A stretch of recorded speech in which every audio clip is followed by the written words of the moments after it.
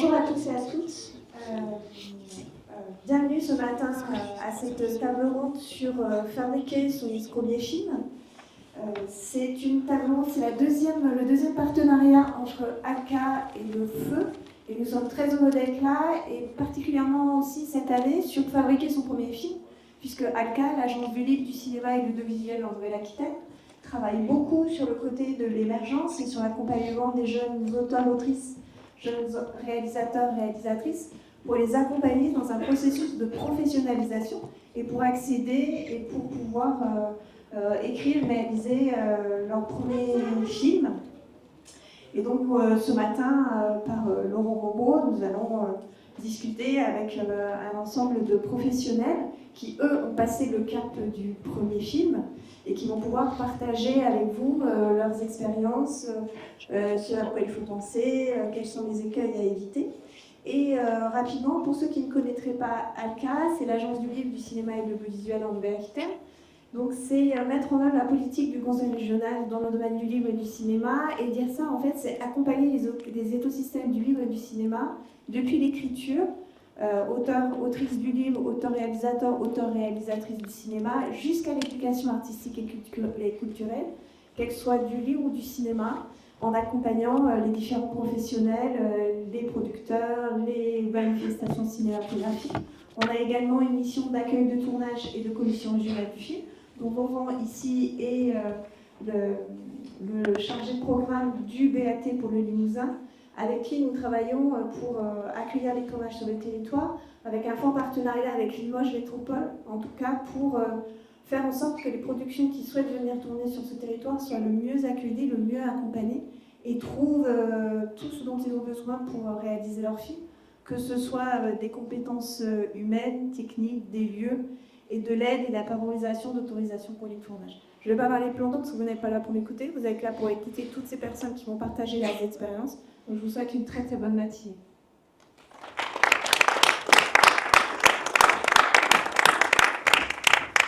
Bien, bonjour, je suis Laurent Moreau, je suis chargé de bureau de quai des tournages pour la Creuse, la Corrèze et la Haute-Vienne. Je suis ravi de vous avoir aujourd'hui ce matin. L'idée, effectivement, c'est d'essayer d'entamer un voyage dans la fabrication d'un film, du début vraiment de l'idée et un peu les retours d'expérience, puisque pour le coup, Olivier vient de finir son premier long métrage.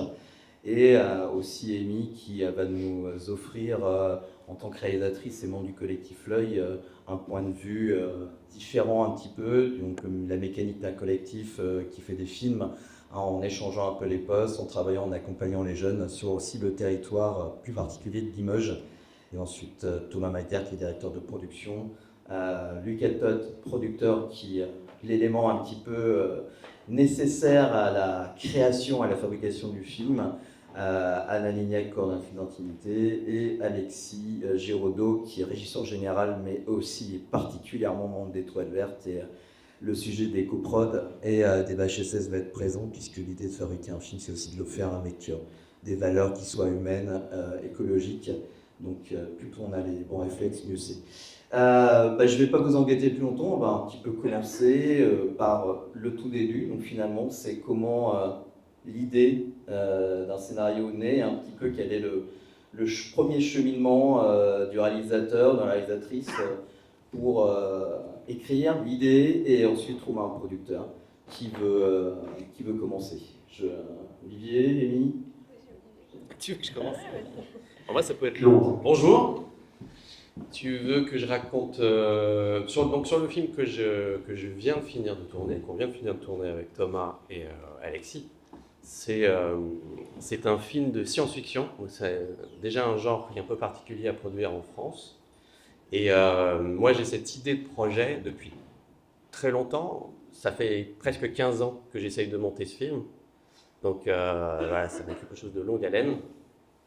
Et il est passé par plein de cheminements possibles, puisque au tout début, donc ça commence par une idée, j'avais commencé par faire un pitch, un synopsis, j'avais engagé un illustrateur pour faire des illustrations, pour montrer visuel, parce que je savais très tôt que les producteurs ne lisaient pas. Donc il fallait que je puisse les intéresser en quelques secondes sur l'univers, le lore du film, le concept. Donc j'avais fait ces illustrations, j'avais fait une belle brochure. La présentation, ça c'est toujours quelque chose qui est très important, en tout cas pour moi. Il faut qu'il y ait quelque chose qui fasse, en tout cas moi j'ai imprimé mes brochures, c'est des belles brochures que je laissais aux gens, et je voulais intéresser, qu'ils aient envie de lire le scénario après coup. Donc je me suis baladé sur les marchés du film, j'allais à Cannes, j'allais à Berlin, je suis allé plusieurs années à Los Angeles, à Santa Monica pour présenter mon projet. Il y a un marché du film là-bas tous les ans, en novembre. Je prenais des rendez-vous à l'avance, j'allais toquer aux portes des producteurs et des distributeurs pour leur présenter mon projet. Donc ça a duré comme ça, et j'avais des touches, ça commençait un peu à démarrer, après ça s'essouffle, voilà, c'est comme ça quoi. Donc au fil des ans, on se dit est-ce que le film va se faire ou pas, et puis on travaille sur d'autres choses, et à un moment donné, il y a des petites connexions qui se font avec des gens. Ça, c'est des choses qu'on ne prévoit pas. On met des petits cailloux un peu par-ci et là, et puis à un moment donné, ça démarre. Qu'est-ce qui est démarré sur ce film en tout cas dans la mouture qui existe aujourd'hui, c'est la rencontre avec un producteur, Philippe Delarue, qui lui d'habitude produit des films d'animation. Et là, il avait eu un coup de cœur sur ce projet de film de science-fiction, et il était conscient que c'était un film live, et il a dit c'est parti. Ça a pris des années aussi, parce qu'il a fallu monter des dossiers, il a fallu aller chercher des financements, et ainsi de suite. Et le véritable déclencheur, ça a été OCS, quand ils ont dit « Ok, on vous le préachète, on veut le faire ». Et à partir de là, ça s'est enclenché. Mais c'était très lent aussi. OCS, ils ont préacheté le film, c'était fin 2022. Et on a tourné en 2025. Donc c'est toujours un processus qui est très long. C'est un processus qui demande aussi de la réécriture perpétuelle, puisqu'on réécrit déjà pour intéresser les producteurs. On réécrit au fil du temps parce qu'on se dit que l'idée n'est pas bonne. Donc personnellement, on a envie d'enrichir et à chaque fois d'aller dans une nouvelle direction. Et puis quand il y a des financiers qui rentrent, et ben là, ils demandent des modifications, ils demandent d'aller dans une direction, ils demandent de supprimer telle chose parce que ça ne leur va pas. Donc c'est tout le temps en train d'être réécrit. Et ça, c'est juste une réécriture pour avoir le financement. Après, on en reparlera peut-être tout à l'heure, mais ça se réécrit perpétuellement. Là, je suis en montage et je réécris encore le film pendant qu'il est en train d'être monté. Voilà, c'est une réécriture perpétuelle. C'est dit qu'il disait que un film s'écrit 3 fois. C'était Codin qui disait souvent on réalise contre l'écriture et on monte contre le tournage. À chaque fois, c'est voulu. Ouais. Ben, en tout cas, oui, je ne sais plus si c'était Truffaut ou Hitchcock qui disait qu'un film s'écrivait 3 fois, à l'écriture, au tournage, au montage. Vous le savez sans doute, jamais. Et je me trompe peut-être, c'est peut-être même pas Truffaut ni Hitchcock. Voilà, qu'est-ce que je vais peut-être pas parler 10 ans, parce que sinon on pourrait parler. Amy, je t'en prie. J'avais une petite question. Ah, pour moi déjà Déjà, ouais. Wow. Hop, je rentre dedans, je prends la casquette de journaliste. Non, est-ce que tu as fait des cours avant de français sur Solo? Oui, alors moi j'ai fait. Donc c'était pas des cours professionnels, c'était des cours autofinancés. J'avais fait une adaptation en chair et en os des aventures de Tintin et Milou pour mon film de fin d'études à la fac. J'avais fait une fac de cinéma. Et après j'ai fait pas mal de petits cours comme ça, mais qui. C'était plus pour m'entraîner, pour montrer ce que je savais faire, que dans l'idée de faire des films pour des festivals et ainsi de suite. Et de les vendre, que ce soit diffusé. Et après, j'ai fait beaucoup de pubs. Et puis parallèlement, j'écrivais et je voulais faire mon film. Moi, j'ai toujours voulu faire des longs métrages, raconter des histoires sur cette durée-là. Donc voilà, j'étais drivé par ça. Ok, bah c'est pour un peu le parcours. Ouais, j'avais pas ce. Voilà, je suis pas. Je suis pas dans cette trajectoire-là. Moi, j'étais direct long. Ok. T'exagères parce que je tiens à dire quand même qu'il a.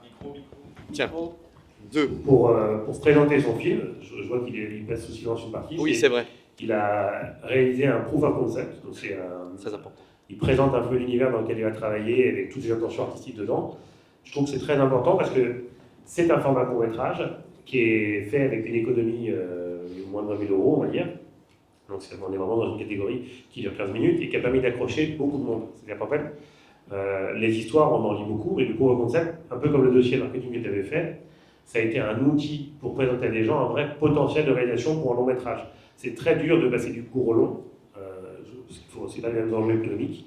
Donc là, il n'y a plus, grâce à ce proof of concept, j'interviens sur ce que tu disais, mais ça a vraiment montré à tout le monde un énorme potentiel de réalisation et de montage.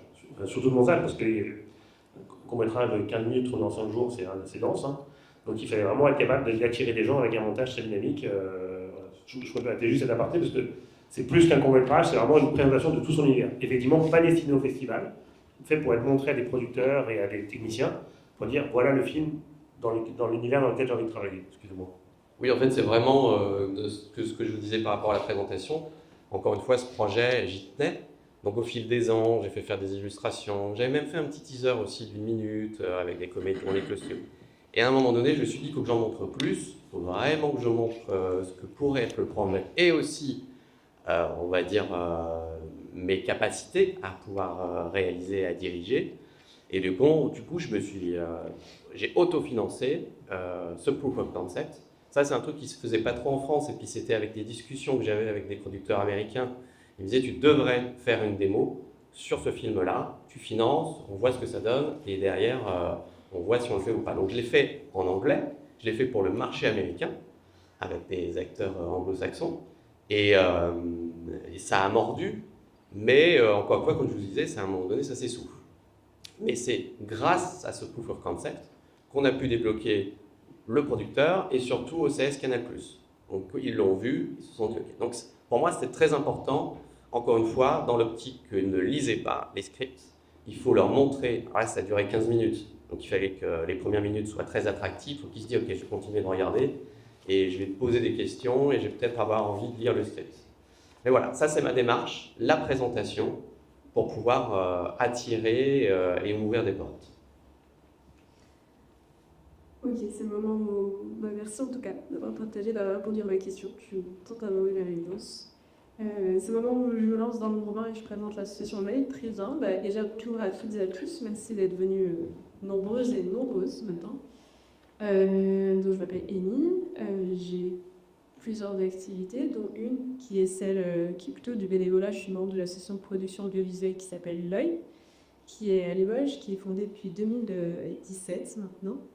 Et donc, on a plusieurs missions, dont une qui est effectivement de réaliser la fiction sur le territoire, des cours, mais plutôt indépendants, avec des petits budgets, qui vont parler un petit peu économie. Notre association, du coup, elle a cette activité-là, et elle a d'autres activités à côté, comme de l'éducation à l'image, la prévention, qui permettent de rentrer des fonds dans les caisses de l'association et donc de produire de la fiction. On a produit pas mal de cours depuis ce petit bout de chemin. J'ai une dizaine. Le dernier, c'était L'Oiseau, qui était plutôt un film engagé, parce que notre association est plutôt engagée. Autour, justement, va être la déforestation, qui était très inspirée de Thomas Avril. Je ne sais pas si vous le connaissez, mais il surveillait l'écureuil autour de l'A69. Il monte dans les arbres. Il avait fait une grosse mission devant le ministère de l'écologie et de la transition. Il y a quelques années de ça, il était monté dans un platane, il avait fait une direct de la faim. Ça a été pas mal relayé sur les médias.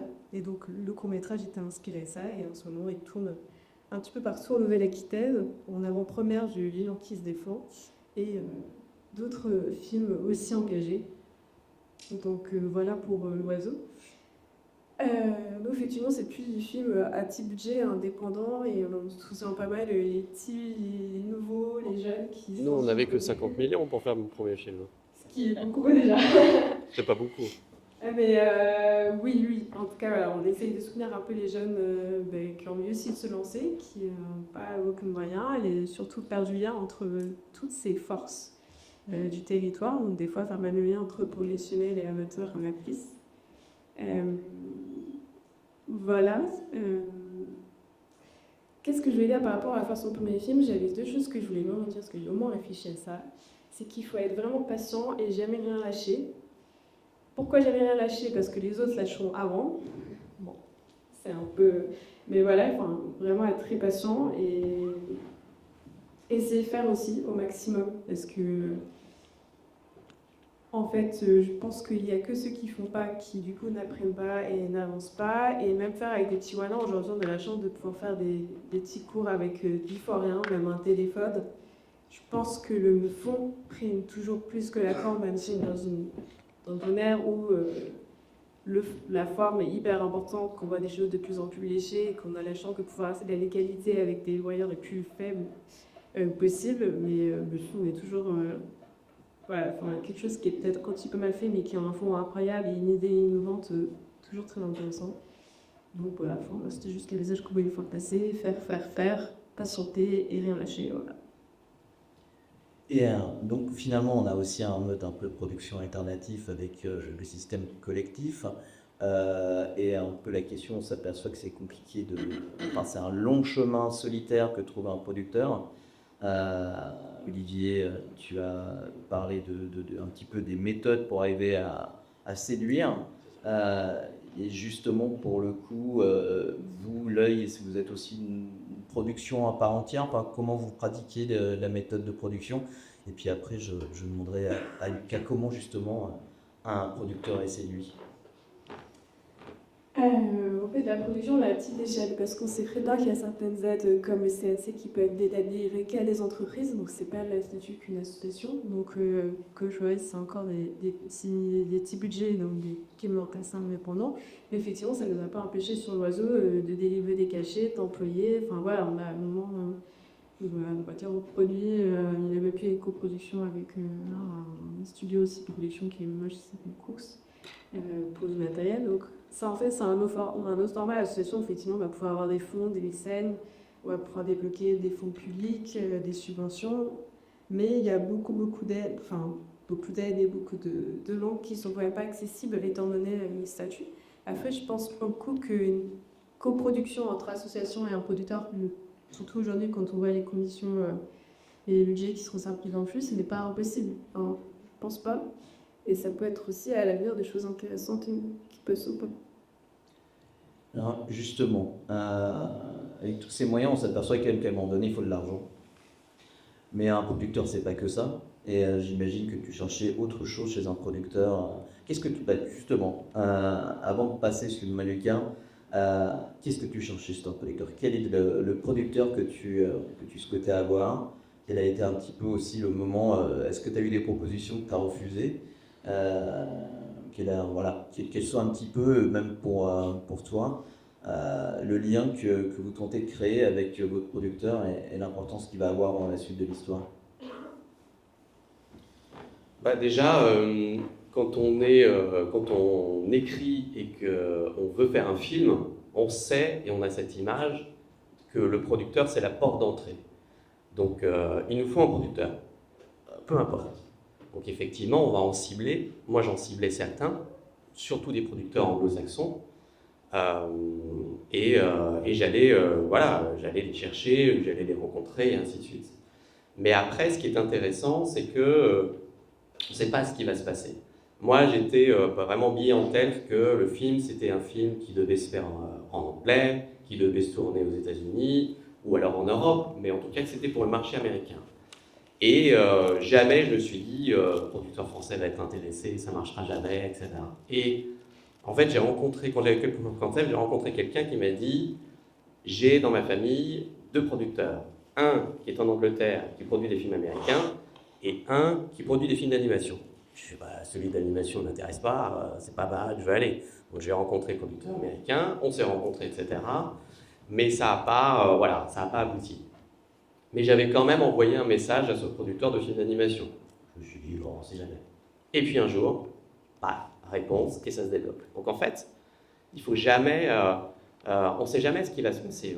Il faut pas souvent, on regarde dans une direction et ce qu'il y a à côté, ça se développe. Il ne faut pas être péjoratif là-dessus. Donc, il ne faut pas se fermer de porte. Ça, c'est vraiment quelque chose. Et puis, la vie nous apprend que souvent, elle est surprenante là-dessus. Et donc, après, moi, j'ai trouvé un producteur que je ne ciblais pas, mais qui, au final, s'avère très passionné par le projet et il s'est vraiment investi dessus, quoi. Donc, au final, j'ai pas envie de dire on prend ce qu'il y a, mais les portes se sont tellement fermées de partout que quand il y en a un, même si c'est pas sa spécialité et c'est pas lui qu'on ciblait, c'est pas grave. Il ouvre les portes et sa passion, qui nous a montré, en tout cas, il n'a jamais lâché le projet pendant toutes ces années, ça a payé. Donc voilà mon expérience maintenant. Bonjour à tous. Donc moi je suis Bilal, je suis producteur, je suis originaire de la région, j'ai fait mes études à la Souterraine il y a quelques années et après je suis parti travailler, continuer mes études aux États-Unis et au Canada dans la production. J'ai travaillé sur des tournages de films américains. Et je suis revenu en France, j'ai monté ma société de production qui existe maintenant depuis une quinzaine d'années. On a produit une trentaine de courts-métrages, et, quelques documentaires et 2 longs-métrages. Ce que je trouve intéressant, en tout cas, je ne sais pas quel type de profils sont dans la salle, mais s'il y a des personnes qui veulent évidemment faire de la réalisation ou de la production, ce que je trouve intéressant, en tout cas de mon point de vue, en étant de la région et où je me disais que faire du cinéma, pouvoir en vivre et vivre de ma passion, ça allait être quasi impossible. Et heureusement que ça ne l'est pas. Alors effectivement, Paris s'est imposé à moi et j'y suis, en tout cas j'y ai travaillé dans les années dernières avant de pouvoir revenir ici. Mais ce que je trouve intéressant, en tout cas la chance qu'on a en France, et moi c'est vraiment ce qui m'a aidé, notamment sur les premiers films, c'est que quand on commence par des autoproductions, ça peut vraiment avoir une valeur. J'ai eu l'expérience de ça, où j'ai fait un film qui m'a coûté 2 000 € et ce film a énormément marché en France, et en tout cas dans plein de festivals majeurs et même à l'international, ce qui m'a vraiment permis ensuite en tout cas je pense que ce qui a été important pour moi, c'était de me déplacer beaucoup en festival. Et en France, on a quand même la chance d'avoir un tissu de festival qui est quand même assez imposant et important, avec beaucoup de résidences qui m'ont permis de rencontrer beaucoup de réalisateurs, de m'engager sur beaucoup de premiers films et surtout de connaître les systèmes de financement des courts-métrages. Parce que plein de collectivités financent, les diffuseurs financent et les financements publics aussi comme le CNC financent. Et après, ça a peut-être été une chance à un moment dans ma vie, mais c'est que le premier court-métrage que j'ai produit, il a été nommé au César. Donc forcément, ça a apporté une lumière et ça a fait qu'ensuite j'ai pu développer beaucoup de projets et en faire. Mais en tout cas, pour rebondir à ce que tu disais tout à l'heure, c'est que évidemment le parcours d'un film, le parcours d'écriture et de financement d'un film, il est douloureux parce que je reçois 10 refus par jour et à un moment donné, je vais recevoir une bonne nouvelle. Forcément, c'est un peu décourageant. Mais je trouve que ce qui est intéressant avant de se casser les dents sur un film, et c'est encore une fois la spécificité du marché qu'on a ici en France, c'est qu'on a la possibilité, donc on écrit une œuvre, d'être jugé avant de partir en financement. C'est-à-dire que moi, quand j'ai un court-métrage, pour vous donner un ordre d'idée, moi je n'autoproduis plus de films. On fait partie, enfin aujourd'hui notre société fait partie des producteurs de courts-métrages les plus importants en France. Et nos budgets ils varient entre minimum c'est 80 000 € et ça va jusqu'à 300 400 000 € pour des courts-métrages. Donc c'est des budgets qui sont quand même conséquents. Et pour réussir en tout cas à financer ces films-là, moi je sais que maintenant je compte beaucoup sur... Enfin j'ai beaucoup de techniques que je mets en place, c'est que déjà je fais toujours appel à des co-auteurs ou des consultants. Et c'est ce que je propose souvent aux réalisateurs. Parce qu'un réalisateur a souvent un point de vue, évidemment, on est là pour suivre une vision, mais notamment sur des coups-là, je parle vraiment particulièrement des premiers films. Et donc je trouve ça intéressant, en tout cas avant de partir en financement, moi je lance toujours des consultations où je fais appel à des co-scénaristes particuliers, en tout cas qui peuvent vraiment avoir un impact sur le projet, où je pense qu'il y a un lien qui peut se créer entre l'auteur et ce consultant. Et ça, souvent, ça apporte un regard qui est quand même très différent, ça permet de consolider quand même une écriture. Et ça, j'avais vraiment lu la preuve, entre guillemets, c'est que souvent, quand j'ai des projets qui bloquent auprès de régions ou auprès de diffuseurs, où je suis ajourné, on me donne la possibilité de redéposer, je fais appel à un consultant et souvent, ça débloque les situations, ça me permet d'avoir des fonds. Donc ça, c'est quand même assez important. Et aussi, le plus important pour des auteurs, c'est les régions qui proposent des résidences d'écriture. Alors, c'est un processus de sélection, puisque évidemment, il faut être sélectionné pour y aller. Mais c'est hyper important. Je trouve que c'est hyper important pour déléguer le projet. Les réalisateurs vendent des résidences qui durent quelques jours. Je rends compte des scripts d'autoring. Et ça permet vraiment d'affiner une vision. Et aussi et surtout, notamment sur des premiers films, où les auteurs ne savent pas forcément comment construire un scénario, d'avoir quand même une base de structure et des intervenants qui vont permettre d'avoir des scénarios solides. Et ça m'arrive souvent. Là, par exemple, récemment, je me suis engagé sur 2 projets que je vais produire de courts-métrages. C'est 2 auteurs qui n'ont jamais fait de film, ils sont passés par une résidence. Et beaucoup de producteurs, on va voir les projets qui sont sélectionnés dans ces résidences, on les lit, on rencontre les auteurs. Donc c'est quand même des moyens et des leviers pour des auteurs, en passant par ces résidences-là, de trouver des producteurs. Et justement, après, effectivement, il y a tout ce côté financier, mais cette rencontre avec un auteur, une autrice, un réalisateur, une réalisatrice, il y a un rapport humain.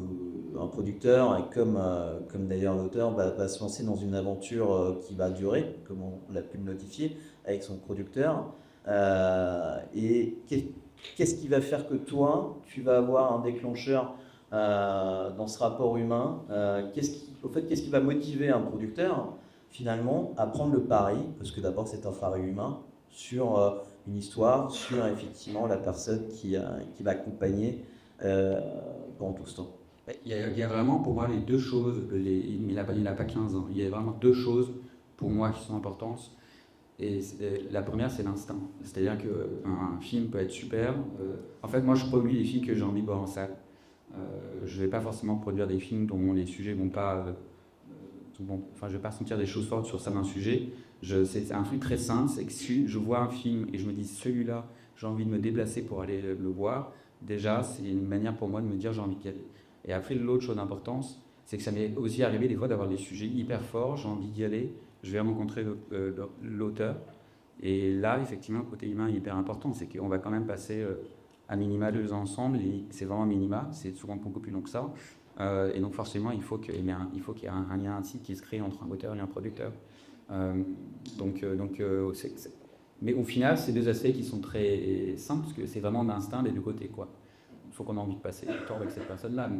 Et après, le rôle du producteur, il est vraiment, c'est de garantir la bonne fin d'un film. Donc, c'est-à-dire que c'est du début du scénario jusqu'au moment où on diffuse le film.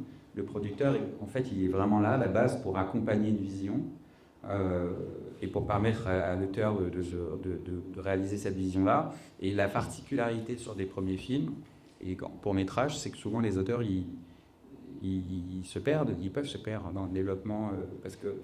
En fait, c'est quand même un délire, hein, financer un film, même un court-métrage, c'est qu'on va avoir des retours de gens qui nous donnent de l'argent et qui veulent faire parfois un autre film. Et disent au réalisateur que ce que tu es en train de faire, c'est pas forcément la bonne idée, et par contre, moi, ce que je te dis, ça peut être une bonne idée. Donc forcément, d'avoir producteur au milieu, c'est quand même important aussi, parce que en fait, c'est un chemin qui est parsemé de doutes, à la fois pour le producteur et pour l'auteur, et surtout pour l'auteur. Et le rôle du producteur est hyper important à cet endroit-là, pour faire le tri de ces informations-là et pour emmener le réalisateur sur un chemin qui semble possible, quoi. Et Amy, vous, par exemple, le système du collectif, c'est aussi quelque part un système de cocon. Qu'est-ce qui vous pousse? Qu'est-ce qui vous donne l'envie d'accompagner? Quelles sont vos motivations?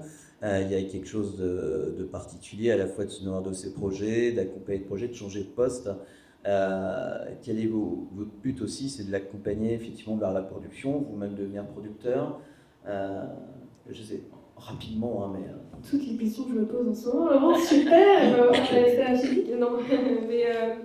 donc, on va... plus honnêtement, pour parler de ça, là, je trouve que c'est parce que je suis peut-être un peu trop...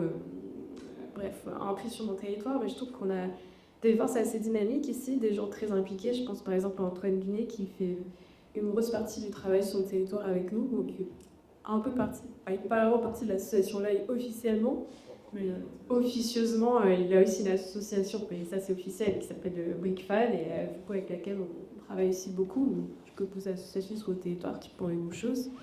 Et à côté de ça, il y a énormément de jeunes profils qui ont envie de se lancer, comme ils font des choses, et surtout qui sont tous très gentils, qui acceptent de faire des choses pas forcément toujours payées gratuitement, parce que c'est beaucoup de projets, quand on est dans l'autofinancement, on n'a pas toujours les moyens de rémunérer tout le monde. Sur des systèmes de crowdfunding, même si c'est le but au bout d'un moment, mais pour les projets, pas toujours. Donc je pense effectivement c'est d'être entouré de personnes bienveillantes qui ont envie d'aller vers le même endroit, vers le même chemin, qui ont des messages similaires à faire passer, engagés.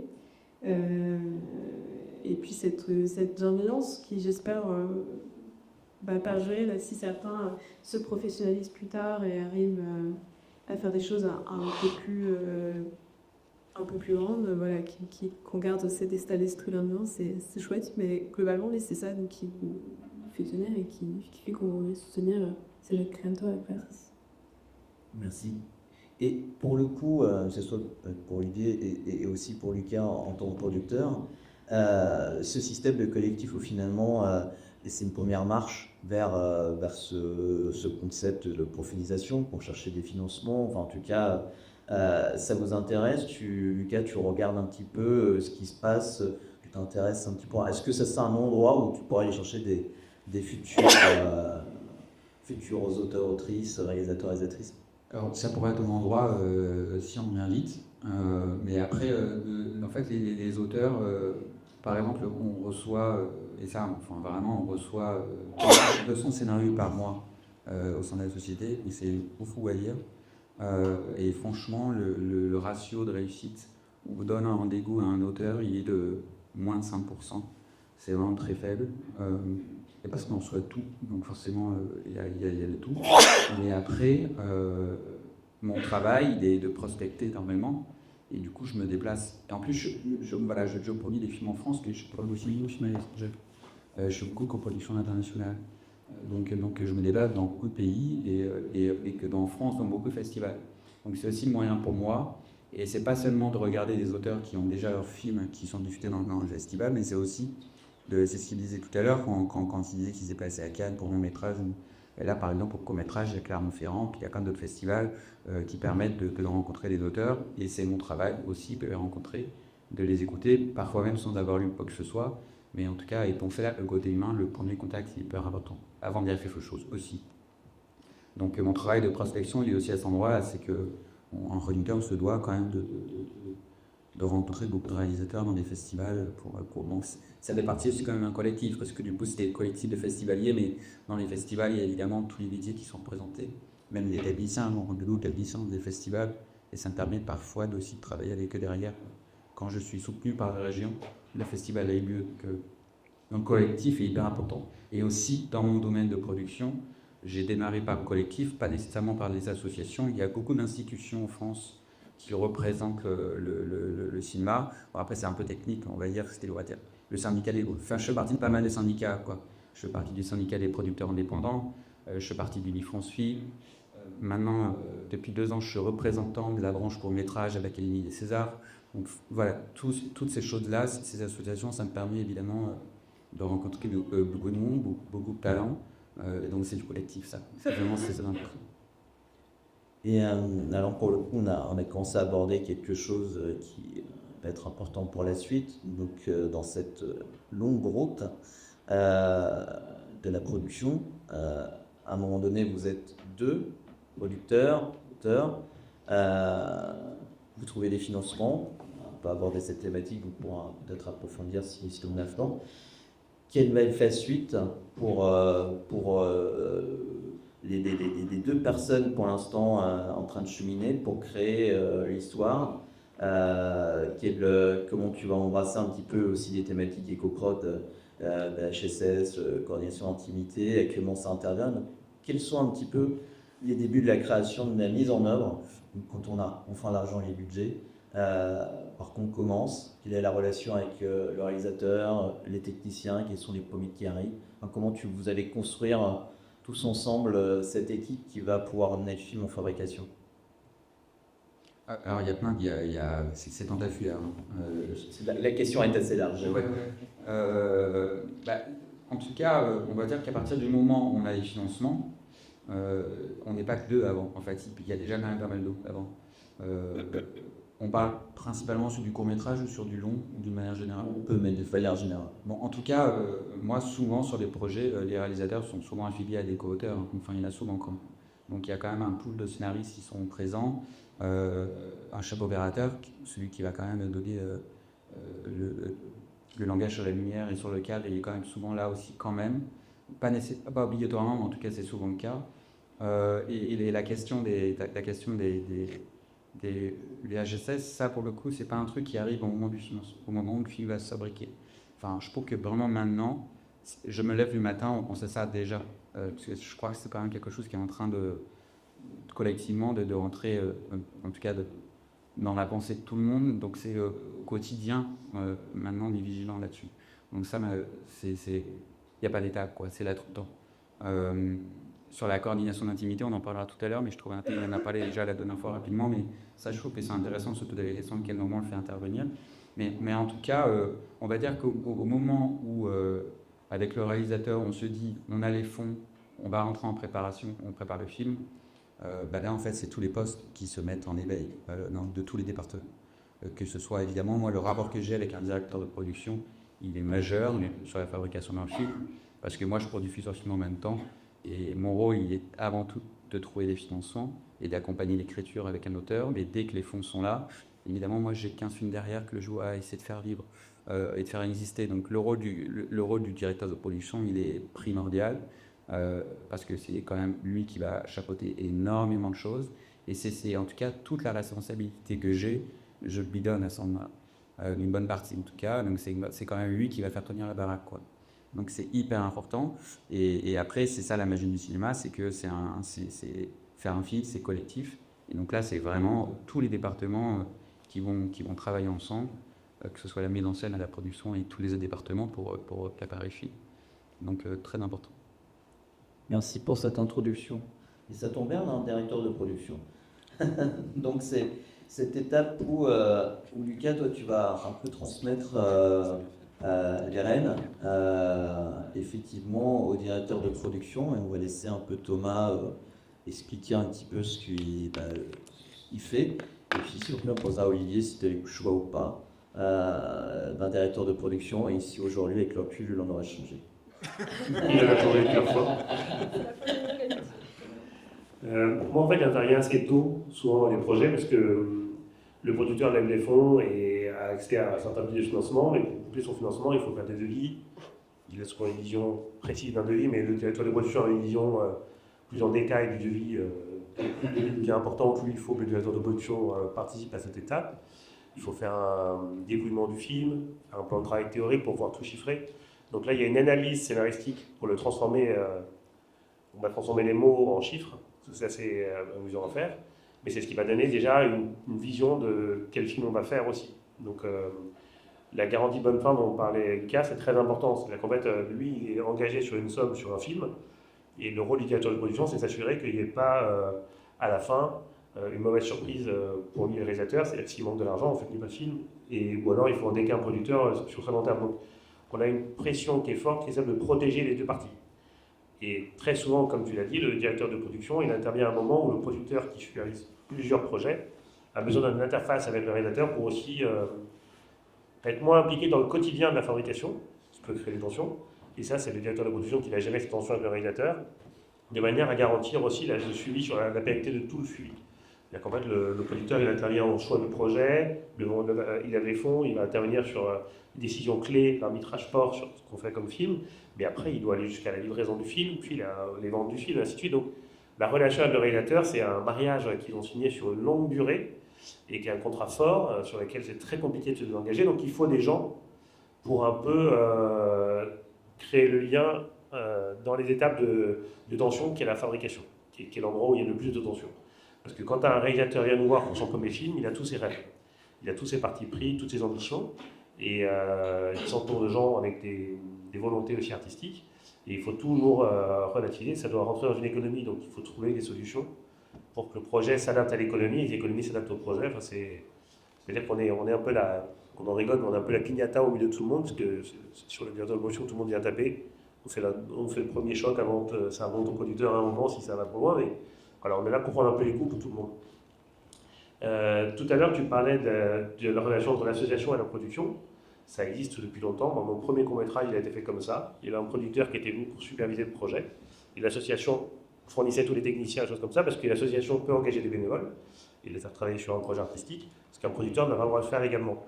Et en fait, le directeur de production, il est aussi pour donner un cadre légal à ce qu'on est en train de faire, c'est-à-dire faire rentrer ce qui n'est pas possible dans l'économie trop faible pour ce qu'on fait. Donc en fait, l'association permet d'avoir des techniciens qui s'engagent bénévolement sur un projet, et la production donne un cadre de sécurité, d'assurance, d'accès au matériel, d'accès à des financements et autres. Donc ça marche, c'est des mariages qui marchent très bien, qui sont à la limite de la légalité sur certaines choses, parce qu'on fait quand même accès à du bénévolat, mais ça protège la création, ça permet de maintenir une création forte. Une des premières choses dont on parle pour des premiers films, c'est le fait qu'on va être en flux tendu sur l'argent tout le temps, c'est-à-dire que ça demande beaucoup de générosité, donc on va intégrer les gens au fur et à mesure qui vont accepter de donner du temps en préparation longue, parce que la préparation c'est la clé de la réussite, mais il faut que les gens soient généreux parce que Le projet évolue beaucoup en écriture, il évolue beaucoup dans des régions, dans des décors, dans machin. Il faut se réinventer le projet en permanence, et donc il faut que les gens aient un vrai attachement au réalisateur et au producteur pour avoir envie d'aller tout mener jusqu'au bout. Si je prends l'exemple du film d'Olivier, on a eu la chance de rencontrer le bureau légal des tournages de Dordogne au premier, puis après de Longuienne. Et ça a été une rencontre clé parce qu'on était sur un projet qui devait se tourner aux États-Unis, puis au Canada, puis tourner en Bulgarie, quand je suis arrivé dans cette étape-là. Et en fait, on a la chance d'être en France, où il y a énormément de solutions qui existent pour aider à la fabrication. On a parlé du CNC que tout le monde connaît. L'ALCA a parlé un petit peu de son statut, mais c'est un statut qui est clé.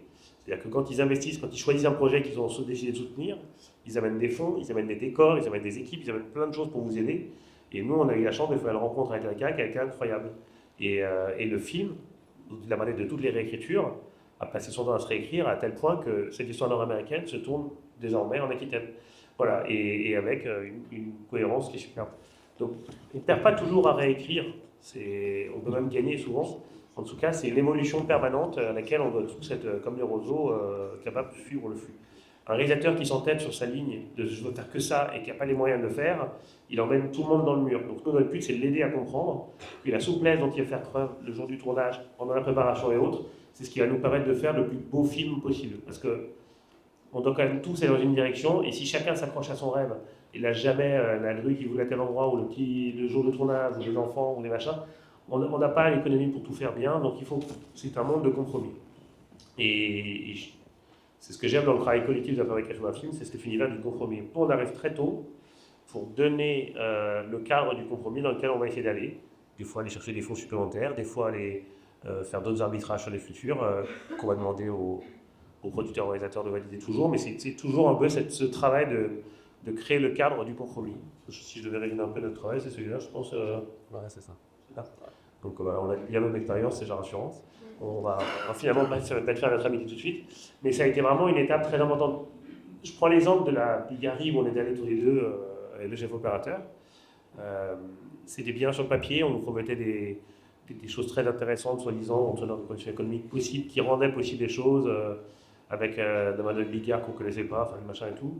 Et en fait, c'était mon prédécesseur qui avait tout imaginé là-bas. Et en fait, il a fallu qu'on repense tout le dossier, parce que moi je ne me sens pas utile sur un projet bulgare. Je vais être dépendant de plein de gens que je ne connais pas et sur lesquels je n'ai pas de repères. Donc je dis, il y a le CNC, il y a le crédit d'impôt, il y a la région qu'on peut aller chercher, les choses qu'on peut aller chercher. Allons essayer de faire ton film à 1 million en France, et voyons ce qu'on peut faire de mieux ici, plutôt où on aura vraiment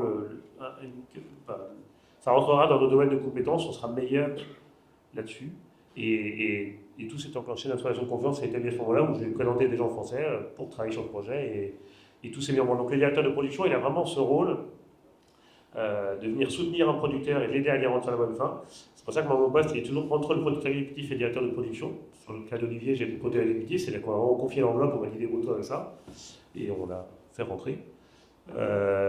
Et le producteur garde toute la ligne directrice de tout au-dessus pour lui rendre compte de tout ce qu'on fait au fur et à mesure. C'est comme ça que tu le fais aussi ou oui. Voilà. Donc, donc le directeur de production, pour moi, il intervient là. Et c'est vrai, c'est de créer, mon métier, c'est de créer des contacts. C'est-à-dire, effectivement, Laurent, vous connaissez tous Laurent Braun de YouOne Appel ici, son collègue de Dordogne, Thierry Bord, sont des gens on a créé du contact avec Olivier, on a créé du contact avec des équipes, on a trouvé des nouveaux décors. Et pour vous donner une anecdote de réécriture, on s'est tous retrouvés au salon des lieux de tournage à Paris, que je vous recommande de tous aller faire quand vous avez le temps en février, qui est un lieu où tous les décors de France, toutes les régions, tous les fournisseurs viennent se retrouver pour parler cinéma pendant 2 jours. Et en fait, à ce moment-là, on cherchait à l'époque un bunker pour une séquence de 10 secondes à la fin du film. Et donc Laurent Moreau, notre star, arrive et dit « Ah, j'ai un truc à vous montrer ». Tac, il sort son ordinateur et il nous trouve un barrage EDF qui était sur son territoire, complètement fou. Et on se regarde avec Olivier, et Philippe était passé là aussi de la rue, et on se dit, mais en fait, si tu as un décor comme ça, c'est complètement con d'avoir pour 10 secondes du film, il faut repenser quelque chose. Si on a accès à ce décor-là, c'est un personnage intégrant du film, enfin, c'est un personnage du film, il faut qu'on aille le voir, il faut qu'on y pense, il y a un truc à faire, il faut qu'Issa soit plus journaliste, mais qu'elle soit ingénieure, enfin... Chaque rencontre va créer une opportunité, et ce que j'ai adoré dans ma relation avec Olivier, c'est sa capacité à saisir les opportunités. C'est-à-dire qu'il n'est jamais resté figé sur « mais j'ai écrit ça comme ça ». Il a tout de suite vu, à chaque fois qu'il rencontrait quelque chose, l'opportunité d'améliorer son film et d'amener une touche encore meilleure. Donc il n'y a pas de... C'était génial, et vraiment, bah, voilà, ça c'est terminé dans le barrage EDF dans les Ordres, il y a un barrage digne des films de Kubrick. Ben, merci Laurent, là ça nous a foutu dans la main parce qu'il a fallu travailler dans un barrage, c'est compliqué, mais ça a fait un beau décor du film. Mais voilà, et Olivier a pu réécrire toute une partie de son histoire avec ce lieu. Donc notre rôle, ça va être d'initier les rencontres et de saisir chaque opportunité de ces rencontres. Un point que je veux dire, c'est que le directeur de production, il donne le cadre légal aussi du projet, c'est-à-dire qu'il fait les contrats de travail, il a la délégation pour le signer et tout, les heures pour le tournage. Et faire votre premier film, ça va être aussi travailler dans des conditions qui ne sont pas tout à fait dans le cadre de la loi tout le temps. C'est-à-dire qu'on va demander aux gens de travailler un peu plus que ce qu'ils devraient dans leur contrat de travail ou bénévolement pendant une partie de leur temps. Donc on flirte avec beaucoup de choses. Donc c'est très important que la raison sociale du film, sa raison d'exister et son projet soit toujours très présent dans l'esprit de tout le monde. Et on respecte bien tous les gens qui en travaillent parce qu'ils vous offrent beaucoup de leur temps. Ils vous offrent beaucoup d'énergie aux réalisateurs et aux producteurs. Donc tout notre rôle, c'est de faire aussi le tampon, s'assurer que ce que les gens vont offrir au film soit respecté. On ne leur demande pas d'offrir plus que ce qu'ils voudraient. Et c'est une des missions qu'on avait, c'était avec Olivier, ça a été beaucoup de parler de la durée des journées, les conditions de travail qu'on donnait. Enfin, c'est tout un travail qui n'est pas artistique sur le papier, mais qui va influer sur l'artistique, c'est de donner un cadre protégeant. Moi, mon rôle, c'est de faire l'interface entre trois parties, producteur, réalisateur, technicien, et le monde extérieur, on va dire. Et donc, c'est de m'assurer que chacun, à la fin, ait trouvé son compte dans le film. C'est-à-dire qu'il faut que les techniciens se soient sentis protégés, payés, et qu'on soit en cohérence avec les efforts qu'on leur a demandé. Le réalisateur, il a à la fin un film qui ressemble à ce qu'il était venu chercher à fabriquer comme film, et que le producteur ait aussi le film qu'il soit venu chercher. Donc ça paraît bête, mais je suis un tout petit maillon de la chaîne, mais ça met un peu de pression quand même pendant la fabrication de film. Donc c'est un métier qui est passionnant, mais qui prend des coups parce qu'il faut que les trois forces soient respectées. C'est très important parce qu'on en reparlera avec les coordinateurs d'activité, avec toutes les coproductions, les VHSS, tout. Le cinéma est un milieu qui a été extrêmement pointé du doigt aujourd'hui sur toutes les déviances qui se passaient dans la fabrication d'un film avec les égos des réalisateurs, les comportements déviants des producteurs ou des agents. On est souvent sur des feux de la rampe sur les problèmes, et les premiers films en sont. C'est un endroit où il y a tellement d'envie que c'est un facteur aggravant, l'envie, parce que ça décuple les risques de déviance. Et donc en fait, nous, notre rôle, c'est d'accompagner tout ce petit monde pour que ça se passe dans les conditions les meilleures. On en parlait hier soir, on ne peut pas être toujours, quand on fait travailler des enfants, on ne respecte pas toujours les 4 heures pile, mais on en parle aux parents. Quand on va faire des semaines de travail, des contrats techniciens, on va des fois leur dire, comme une équivalence qui est dans le cinéma, on va leur dire, est-ce que vous acceptez d'offrir un certain nombre d'heures? Et si on dépasse, on les rajoute, mais qu'au moins il y a un petit paquet que vous offrez pour qu'on puisse arriver à faire le film. C'est de trouver le compromis avec tout le monde, pour que tout le monde se sente bien sur le même projet. Voilà, Pas de micro, merci. Non, pas là, justement. Pour le coup, tu introduis plusieurs choses. Là, on va entrer effectivement dans ce côté constitution d'équipe, la construction. On a parlé de ces histoires de compromis, qui a trouvé des solutions pour à la fois arriver à réaliser le film que tout le monde souhaite, artistiquement parlant, avec les contraintes qui sont celles de l'argent, et aussi effectivement de faire avec certaines valeurs, avec de la bienveillance, avec effectivement en mettant quelque chose en place, que ce soit au niveau éco-production, VHSS, formation intimité, qui sont un petit peu, malheureusement, genre, des choses nouvelles, ce qui ne devrait pas l'être, mais en tout cas, qui aujourd'hui sont nécessaires. Et on va laisser peut-être un peu présenter justement un petit peu rapidement la coordination intimité, les coproductions, et puis aussi Alexis, régisseur général, il va intervenir auprès de toi dans la fabrication du film de manière assez forte pour assurer la faisabilité. On parle de compromis. Est-ce que toutes ces nouvelles choses, entre guillemets, pardon, sur le côté nouveau, en tout cas, c'est des compromis, c'est quelque chose qui se met en place naturellement, c'est aujourd'hui quelque chose qui doit se mettre en place naturellement? Alors, c'est un long chemin de fabriquer des films comme on voudra les faire dans le futur. On a parlé hier du premier sujet, je trouve, qui est arrivé sur la table très fortement, qui était les enfants au cinéma. Les enfants ne sont pas des adultes professionnels, donc quand on intègre un enfant sur un plateau, il faut lui donner un cadre de travail qui soit un cadre ludique, dans lequel il apprenne des choses, il participe à un projet artistique, mais ce n'est pas un salarié du film au sens classique du terme. Donc on doit être très vigilant sur son apprentissage, sa scolarité, son bien-être et tout. Donc on essaie de protéger les enfants. On a su qu'il y avait des enfants qui avaient vécu des drames sur des topages. C'est des tout petits dossiers en nombre. Ces dossiers qui ont une importance colossale pour la vie de la personne qui est impliquée. On voit des comédiennes qui sont brisées depuis leurs 8-10 ans, toute leur vie, parce qu'elles ont été mal-jetées sur un plateau. Donc en fait, toutes ces choses-là se mettent en place progressivement avec une vision qui est toujours celle de toujours faire mieux demain. Les premiers sujets qui sont arrivés, c'est le MeToo du cinéma. Après, c'est arrivé les coproductions dans le cinéma. C'est des travail. On a vu des. Pour moi, ça a été mon premier sujet, c'était les coproductions. On en parle souvent avec Alexis. On est assez raccord sur pas mal de choses. J'arrivais sur des plateaux où en fait, on nous mettait des palettes de bouteilles d'eau. Les gens buvaient de gorgées, jetaient leurs bouteilles. On avait des dizaines de cette poubelle à la fin de chaque journée. Enfin, c'était adhérent. Mais si on doit pouvoir travailler mieux sans abîmer l'œuvre. Il y a peut-être des compromis à faire là-dessus pour réfléchir. L'intimité, on entend des histoires terribles qui se sont passées sur des plateaux. Et donc, on se réjouit aujourd'hui de voir qu'on forme les gens à réfléchir leur métier différemment, ce qu'ils demandent aux gens différemment, et ainsi de suite. Donc tout ça, ça va dans un sens de l'écriture des films à venir. Et un sujet que je trouve très important, c'est de ne pas oublier notre raison d'être. Nous, on est là pour faire une œuvre d'art. Par contre, pas à n'importe quel prix. C'est-à-dire que moi, je suis là pour accompagner un producteur-réalisateur pour faire le plus beau film possible. Bon, bah, s'il faut brûler un pneu à un moment, bah, on brûlera un pneu, parce que si c'est l'histoire qui est justifiée, mais par contre, on va questionner chaque action de est-ce qu'elle est nécessaire pour l'œuvre ou pas. Est-ce que c'est nécessaire qu'il y ait cet échange de nudité avec un système un peu ambigu? Est-ce que c'est nécessaire qu'on brûle les pneus? Est-ce que c'est nécessaire qu'on prenne des avions dans tous les sens pour tourner dans tous les territoires? On va questionner pour revenir toujours à l'essence de qu'est-ce que le réalisateur va raconter. Donc avec Olivier, on a fait tout ce travail de dire à chaque fois est-ce qu'on peut regrouper des décors? Est-ce qu'on peut réfléchir à cette séquence différemment en termes de... Vous vous doutez bien que sur science-fiction, avec les astronautes qui reviennent sur Terre, on a dû cracher une capsule. Bon, bah, ça a fait plein de réflexions sur quels sont les produits qu'on utilise pour faire les brûlures au sol, comment on brûle, quels sont les produits qu'on met sur la terre, les pigments. Bref, on se pose plein de questions qu'on ne se posait pas, même transparent, il y a 10 ans, que les gros films ne se posent pas toujours non plus parce qu'ils s'en foutent, ils ont les moyens de réfléchir, mais nous, on est dans une réflexion permanente de réinventer comment faire de manière plus vertueuse un tournage. Et là, c'est d'abord à vous, parce que c'est vous qui êtes des acteurs majeurs de l'accompagnement sur le plateau de toutes ces réflexions d'abord.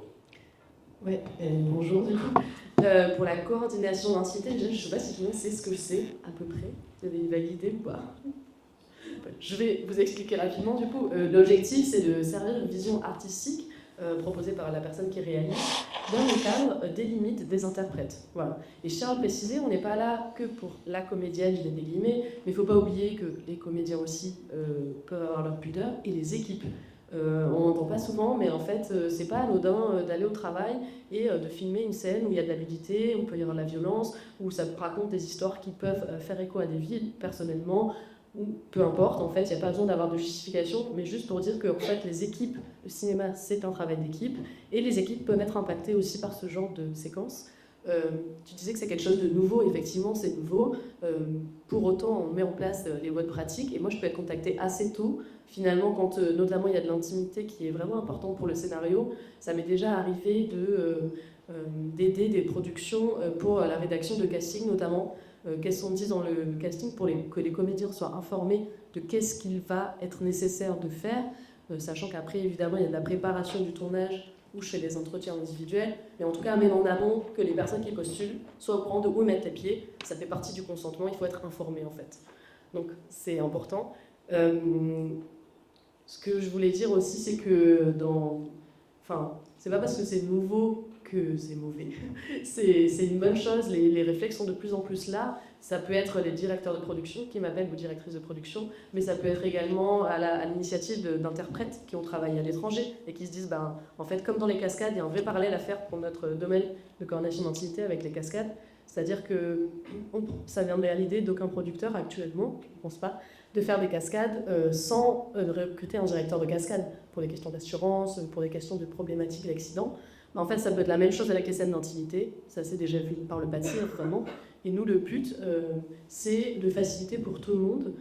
Et en fait, on a beaucoup de travail en amont. En fait, on parle avec la personne qui réalise pour avoir sa vision, pour avoir sa vision précise. Et ensuite, on intervient avec chacun des protagonistes. Donc, pour les personnes qui ont comme idée de réaliser des films, ça se prend en compte en fait le fait de faire de l'intimité. Quand je vois des films autoproduits où il y a et cascade et intimité et des acteurs qui sont vraiment en début de carrière, je dis pas que c'est mal, mais il faut savoir que c'est engageant en fait. Vous faites pas n'importe quoi avec de la nudité, donc ça se prépare. Comme je disais, un bon film, c'est un film bien préparé en amont. Et pour toutes ces questions, voilà, il faut vraiment y penser en amont. Et peut-être que tu as autre chose à rajouter par rapport à l'éco-prod. Moi j'ai donc cette double casquette à la fois de régisseur et donc je suis Alexis, pardon, bonjour. Je suis à la fois donc régisseur général, je suis membre vice-président de l'Association française des régisseuses et régisseurs et cofondateur du collectif Les Toiles Vertes. Je pense que ça peut être intéressant que je commence par ma casquette de régisseur pour prendre la suite aussi un peu de ce que disait Thomas. Nous, notre métier de régisseur, je ne sais pas si tout le monde a conscience de ce que c'est un régisseur. En gros, un régisseur, il va transcrire un scénario avec un cadre financier, parce qu'évidemment, on a un cadre financier.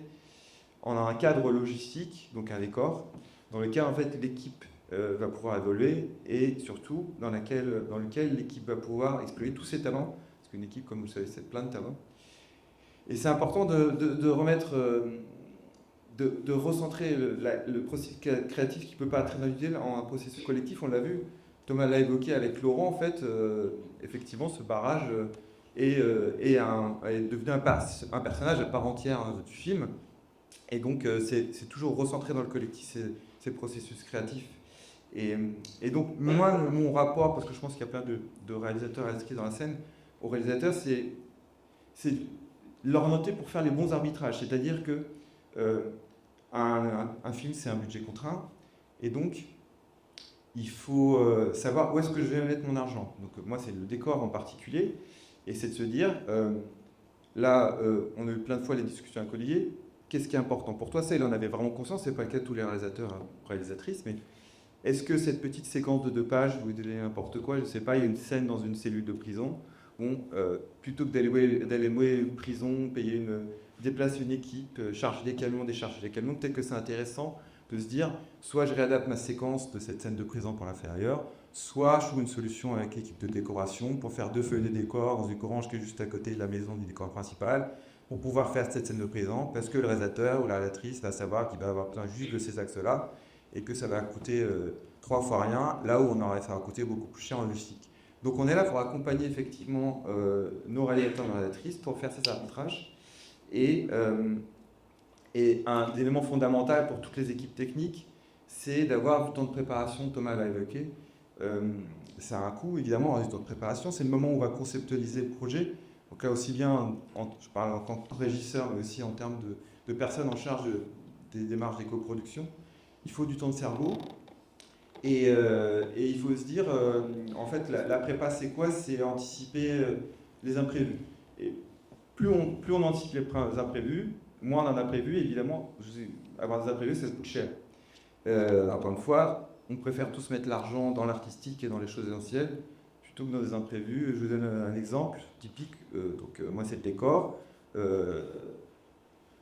Ça m'arrive souvent sur des séries qui ne sont pas parfois très abouties en termes d'écriture. On réécrit pendant la prépa, on vous change le décor dès un moment. Évidemment, il faut retrouver un décor, donc on va réamener l'équipe faire des repérages artistiques, chef opérateur, chef décorateur, réalisateur, acteur de film, etc. On va dévalider un décor et ensuite arrive la négociation financière. Et qu'est-ce qui se passe? Évidemment, quand on arrive à un moment, la négociation financière est compliquée. Ou les délais d'autorisation aussi. On parlait du proof of concept tout à l'heure d'ailleurs. Les délais d'autorisation parfois ne sont pas suffisants pour obtenir l'autorisation. Il faut savoir que sur le projet, je fais une petite aparté, mais le proof of concept, je vous engage vraiment à le faire parce que moi en tant que régisseur, je l'envoie systématiquement pour mes demandes d'autorisation. Et je peux vous assurer que ça m'a ouvert des portes. Ça nous a, je pense, Thomas a vraiment ouvert des portes. Et ça nous a permis d'avoir des autorisations qu'on n'aurait peut-être pas eues parce que les gens sont proches dans le verre. On vu aussi qu'on avait un réalisateur qui était sérieux, qui avait un projet à partager. Et vraiment, ça a été une plus-value. Moi, c'est assez rare d'avoir des proof of concept, honnêtement. Enfin, tourner, filmer.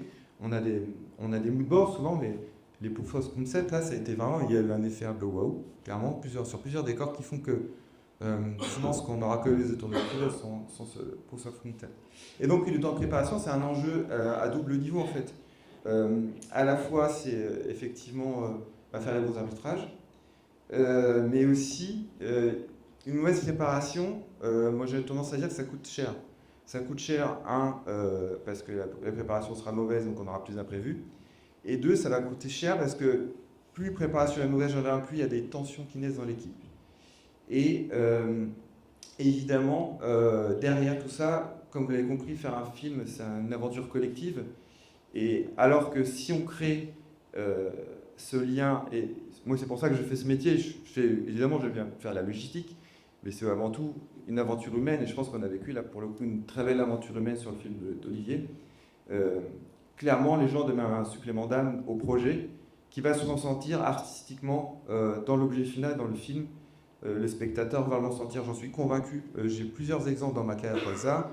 Le film d'Olivier, on va voir ce que ça a donné. J'ai fait la série Le Fond de Roman où on a vu ce supplément d'âme. J'ai même parlé avec mon producteur d'ailleurs à l'époque qui m'avait dit, je suis conscient Alexis que les gens donnaient plus parce qu'il y avait ce supplément d'âme. Et ce supplément d'âme, il vient aussi par le capitaine du navire, le réalisateur ou la réalisatrice qui va créer du ciment et qui va avoir aussi une espèce de devoir d'exemplarité du réalisateur et la réalisatrice qui fait que derrière, on va tous le suivre. On avait tous envie de suivre Olivier parce que justement, Olivier c'est quelqu'un qui travaille beaucoup. Il faut être conscient, c'est du travail.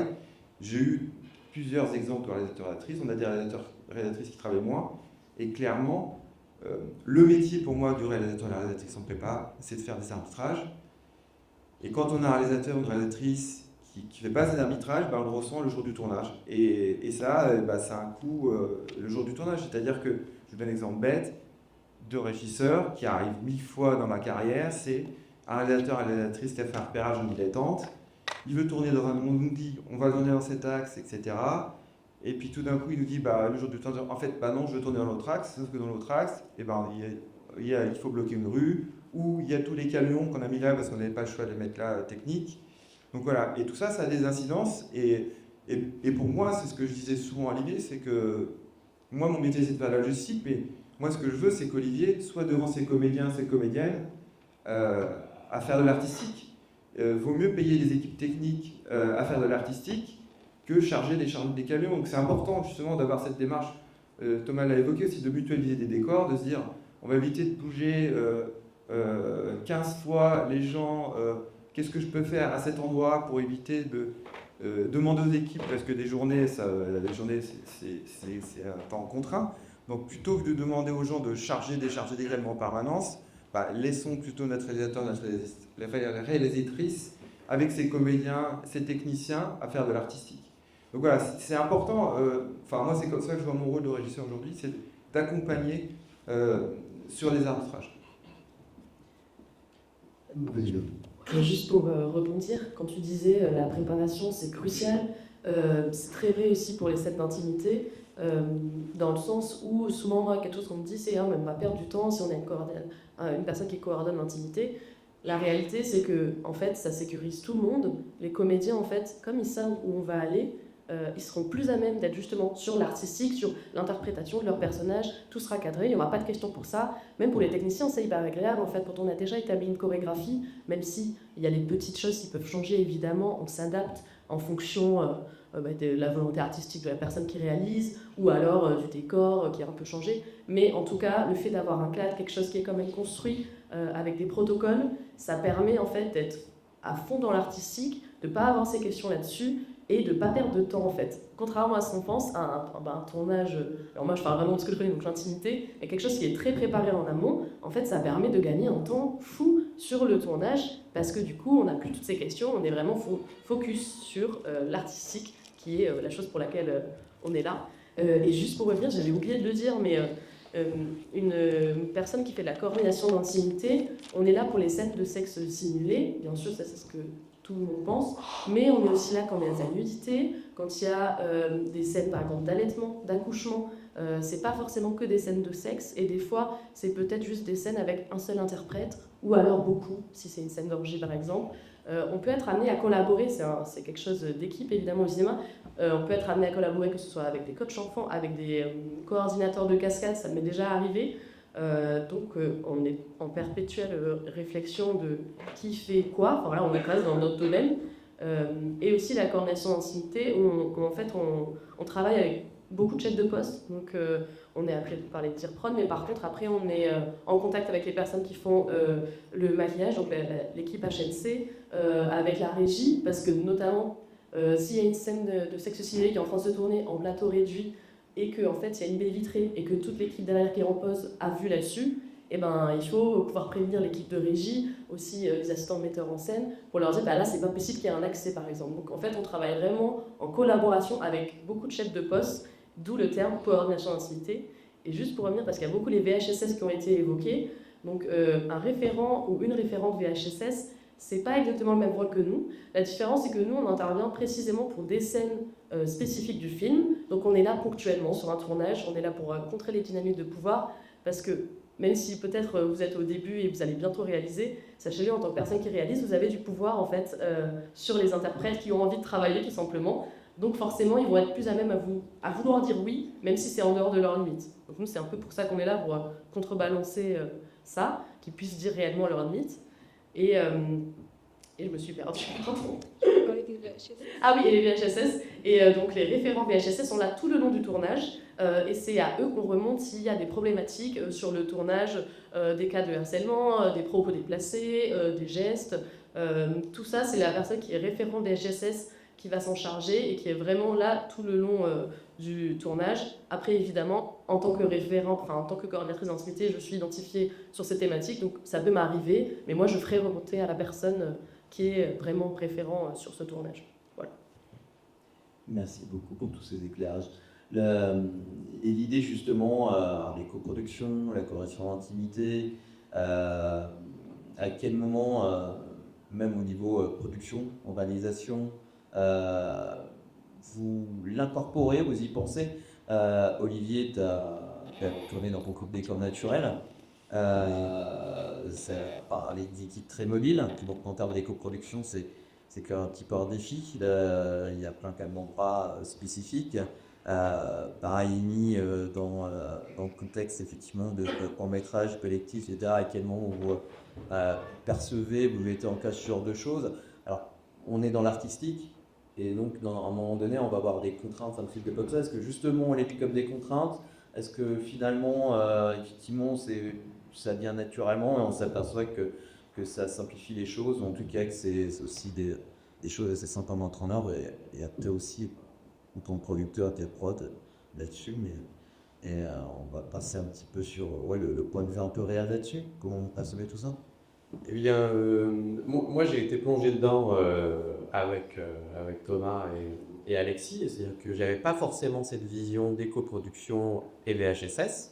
Un VHSS, de toute façon, c'est quelque chose qui vient effectivement naturellement. On passe aussi une formation en ligne, donc voilà, ça il faut faire.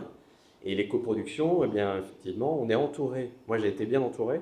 Ils m'ont expliqué ce qu'il fallait faire, en tout cas, pour que ça puisse fonctionner. Et puis, effectivement, au début, on voit ça peut-être comme une contrainte, mais ça l'est pas du tout, puisque ça se fait naturellement. Comme c'est des professionnels, c'est des gens qui l'ont déjà fait. Voilà, moi, j'ai été embarqué là-dedans et ça s'est naturellement fait, quoi. J'ai pas eu de problème là-dessus. Au contraire, c'était super. J'avais juste la petite bouteille de coca que je jetais de temps en temps quand Alexis avait le dos tourné. Non, moi, j'aime bien avoir mon petit coca à l'américaine sur le tournage, mais il ne voulait pas. Tu as mis du Brésil, quoi. Voilà. Pour les producteurs, là, on est en train de se dire, on peut tous faire attention à l'écologie, évidemment, mais dans les faits, maintenant, on est obligé de le faire. Mais pourquoi on est obligé, moi, en tant que producteur, je ne peux pas avoir des financements du CNDC si je ne remplis pas un bilan carbone prévisionnel où je vais mesurer l'impact écologique du scénario, en fait, enfin, du projet par rapport au scénario.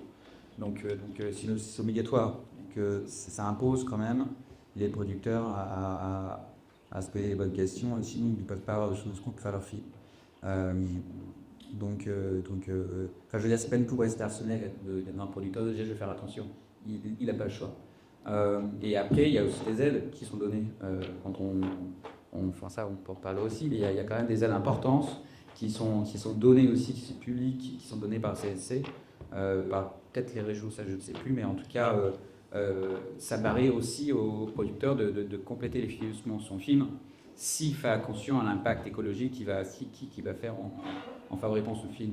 Donc ça aussi, encore une fois, c'est une manière enfin, c'est un peu bizarre d'ailleurs, parce que c'est autodonner de l'argent, il faut faire attention. mais en même temps, c'est une bonne manière, je trouve, de sensibiliser l'ensemble de la profession pour faire attention à l'impact. Je pense que c'est une question d'éducation aussi dans nos métiers et de formation. C'est-à-dire qu'aujourd'hui, on est dans une phase de développement depuis 5 ans à peu près sur le sujet, que ça monte dans du sens. Ça fait quelques années qu'on travaille dessus, et Lucie pareil, donc tu en parlera mieux. Mais c'est de la formation, c'est s'intéresser en vivant à ce qu'il y a autour de nous, à comprendre les enjeux qui se passent autour. Et très tôt, on s'est entouré de techniciens qui étaient sensibles au sujet, ce qui fait que dans beaucoup de départements différents, on avait des gens qui avaient déjà des réflexions sur le sujet, par rapport à l'énergie, comme on raccorde au courant où on met des bombes électrogènes, par rapport à la consommation de ressources comme l'eau, par rapport à ce qu'on met dans le sol, à la déco. La déco, elle a travaillé avec des ressourceries au lieu d'aller acheter et construire. Enfin, bref, il y a chaque département est impliqué et ça permet aussi de fédérer autour du projet une énergie collective très forte sur un thème qui est comment fabriquer mieux. Donc moi j'ai le hobby, ça me tient à cœur que dans un film, il y ait un projet collectif tout le temps. Tout tourne autour du collectif. Donc, on vient pour faire venir tous ensemble autour et puis on peut donner des ateliers collectifs dedans, ce qui est assez joyeux. Les VHSS, c'est pareil. Il y a des formations maintenant en ligne pour que tout le monde soit formé. On a tous, dans notre passé, assisté à des choses sur des plateaux qui étaient dérangeantes. Sur l'intimité, moi j'ai assisté à des choses, des réalisateurs parlaient à des jeunes silhouettes femmes dans des situations du en leur demandant des choses qui étaient dégradantes. Et ça a choqué les gens, mais personne ne disait rien à l'époque. On était choqués, on allait voir la personne pour lui remonter le moral après, parce que des fois on s'en mettait avec le plein gueule. Mais il y avait un tabou un peu sur le sujet. J'ai vu des équipes qui avaient des codes avec des petits 3 doigts pour dire à une autre fille de l'équipe de venir à droite parce qu'elle vivait une situation de malaise près de l'écran, retour avec le réalisateur. Donc toutes ces situations-là, aujourd'hui, on leur a donné une vraie place et elles sont prises en compte comme des données de fabrication importantes. Et je trouve ça merveilleux. C'est un travail difficile, donc ça passe par des phases dures de création d'habitudes au changement. On sait qu'on est toujours réfractaire au changement par culture, parce qu'on a appris à faire d'une manière, c'est compliqué d'apprendre à faire différemment, mais l'énergie qui est derrière, comme l'a dit Lucas, de toute façon on n'a pas le choix, donc on avance. Si vous avez à moi, il y a quelques années, j'ai fait un film très riche, beaucoup d'argent, et on arrivait avec cette volonté de faire l'éco-production au moment où c'était pas obligatoire, il n'y avait pas d'aide conditionnelle ni rien. Tout a été hypocrite autour de moi. C'est-à-dire qu'on a essayé de faire les choses bien, et les gens cachaient leurs déchets, cachaient leurs trucs, disaient oui, t'inquiète, on fait comme t'as dit. Mais en fait, ils faisaient rien du tout comme on avait dit, donc c'était un vrai échec.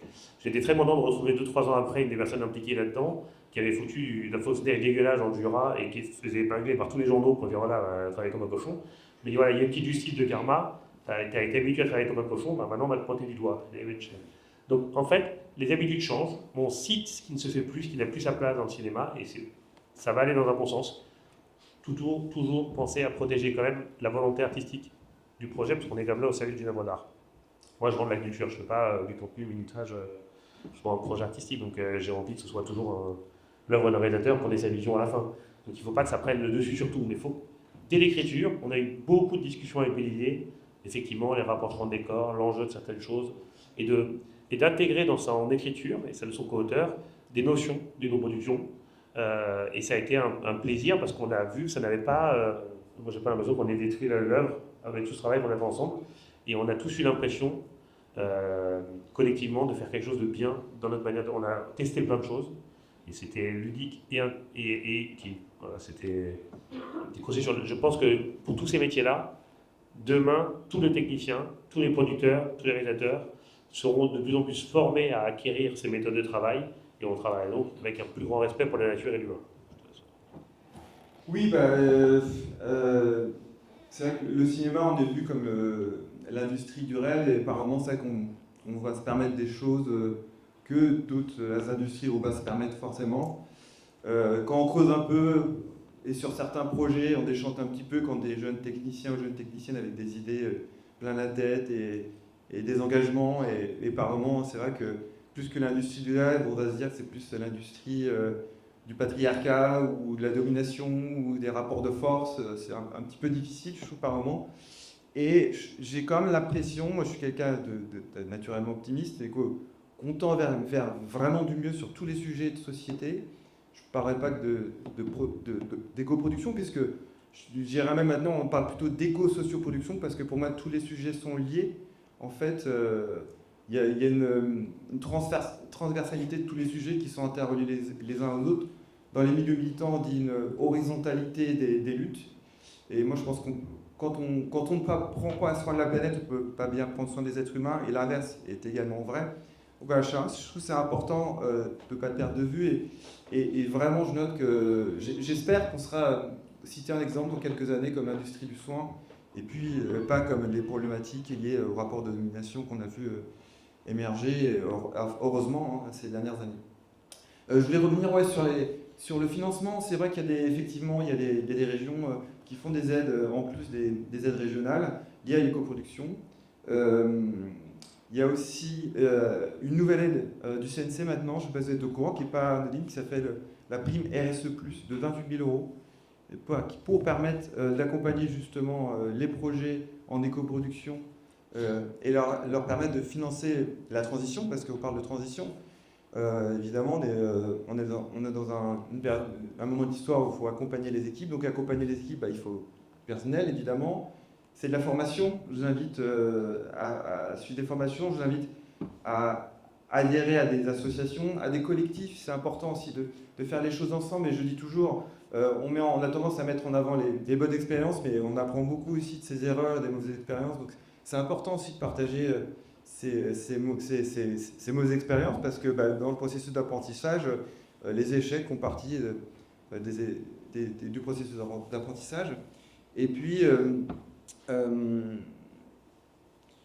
évidemment que le cœur de la démarche, c'est la sobriété. Alors, il faut trouver le juste équilibre, effectivement, Thomas le disait, on est là ici pour porter un projet artistique, mais il ne faut pas voir ça comme un gros mot, en fait. La contrainte...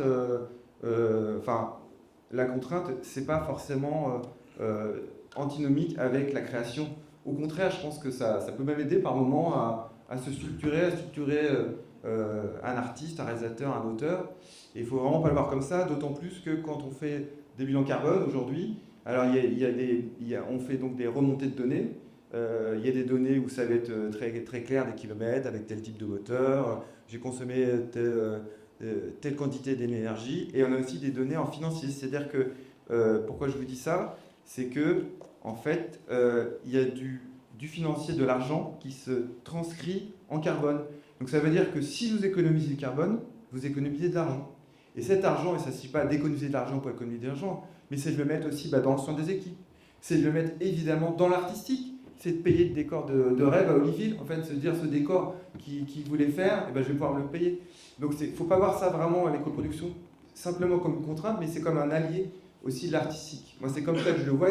Et vraiment, si les équipes jouent le jeu de la sobriété, vraiment, on y gagne en termes de qualité aussi d'équipe, mais je pense qu'on y gagne en termes de création artistique.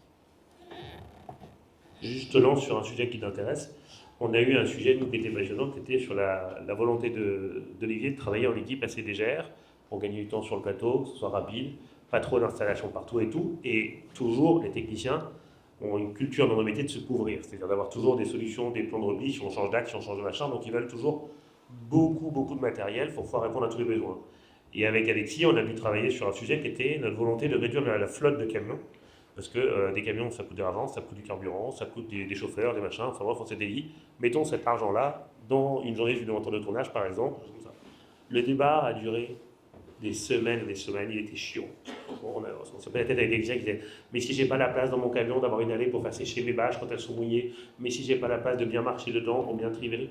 Et en fait, il y a eu un débat long de leur dire, partez avec moins de matériel. Et Alexis, il était très impliqué là-dessus, parce que c'était la première fois qu'on serrait à la vie sur le nombre de camions pour essayer d'être adapté à la demande du réalisateur qui était de la vitesse et pas trop de matériel partout. Et ça a été un débat long, mais quand on en parle à la fin, on se dit d'une part, les équipes ont très bien géré ce manque de camions à la fin finalement. Et ça a fait des réflexions différentes, mais ça a obligé une réflexion, qui était une contrainte, qui a créé une réflexion, qui a fait qu'à la fin, on a eu des plateaux, on a gagné un temps important, et ça s'est vu dans les moyens de travail qu'on a eu sur des moments clés. Quand on parle de l'écoproduction, pour vous, futurs réalisateurs et producteurs, je prends l'exemple d'un sujet qui est la nuit. Avec Olivier, on a beaucoup parlé de son histoire, se passait beaucoup donc avant l'eau, donc avec beaucoup de nuits, où il se passait beaucoup de choses, juste après. Après, nous, on tournait donc justement avant l'aube, il faut qu'on sache ce qui avait passé, donc on tournait de nuit. Et on a beaucoup discuté de toutes les ambiances de nuit en forêt, en route, en machin, il y en avait beaucoup. Et ces nuits, ça veut dire beaucoup d'éclairage à installer un peu partout, des temps d'installation de remballe dans des conditions plus difficiles et autres. Et on a réfléchi à qu'est-ce qu'on pouvait faire en intérieur, comment on pouvait ellipser les choses. Et par contre, on s'est gardé les nuits qui étaient prioritaires, donc on en avait 2 particulières qui étaient très importantes en termes de narration. Et là, on a mis le paquet de matériel, donc on a fait des extra listes, on a fait des choses. Donc on a travaillé avec cette contrainte de réfléchir à où est-ce qu'on met l'argent pour que artistiquement, il y ait les effets de nuit que tu voulais avoir qui racontent quelque chose, mais qu'on ne s'encombre pas de ça partout parce qu'on n'avait pas les moyens ni économiques ni écologiques de le faire. Voilà, c'est des exemples de réflexion qui impactent la narration, la production et ainsi de suite. Et justement, c'est une question toujours pas. On en revient un petit peu à cette problématique qui est l'argent. Entre autres, effectivement, pour des tournages plus légers, toi, vous avez formulé cette idée importante puisqu'il fallait t'adapter aussi à ces décors. Certains étaient compliqués d'accès, tu avais besoin de cette souplesse et de cette rapidité. Donc finalement, ça peut aider à cette réflexion-là en disant est-ce que j'éteins tout ce matériel au sein d'un collectif où les budgets ne sont pas le budget hollywoodien qu'avait Olivier pour tourner son film. Beaucoup d'argent sur le côté de ça. Mais vous avez une empreinte un peu moins. On voit que les coprods, la corrélation d'intimité, c'est aussi la possibilité d'avoir des aides supplémentaires. Mais est-ce qu'il faut être riche pour les mettre en œuvre?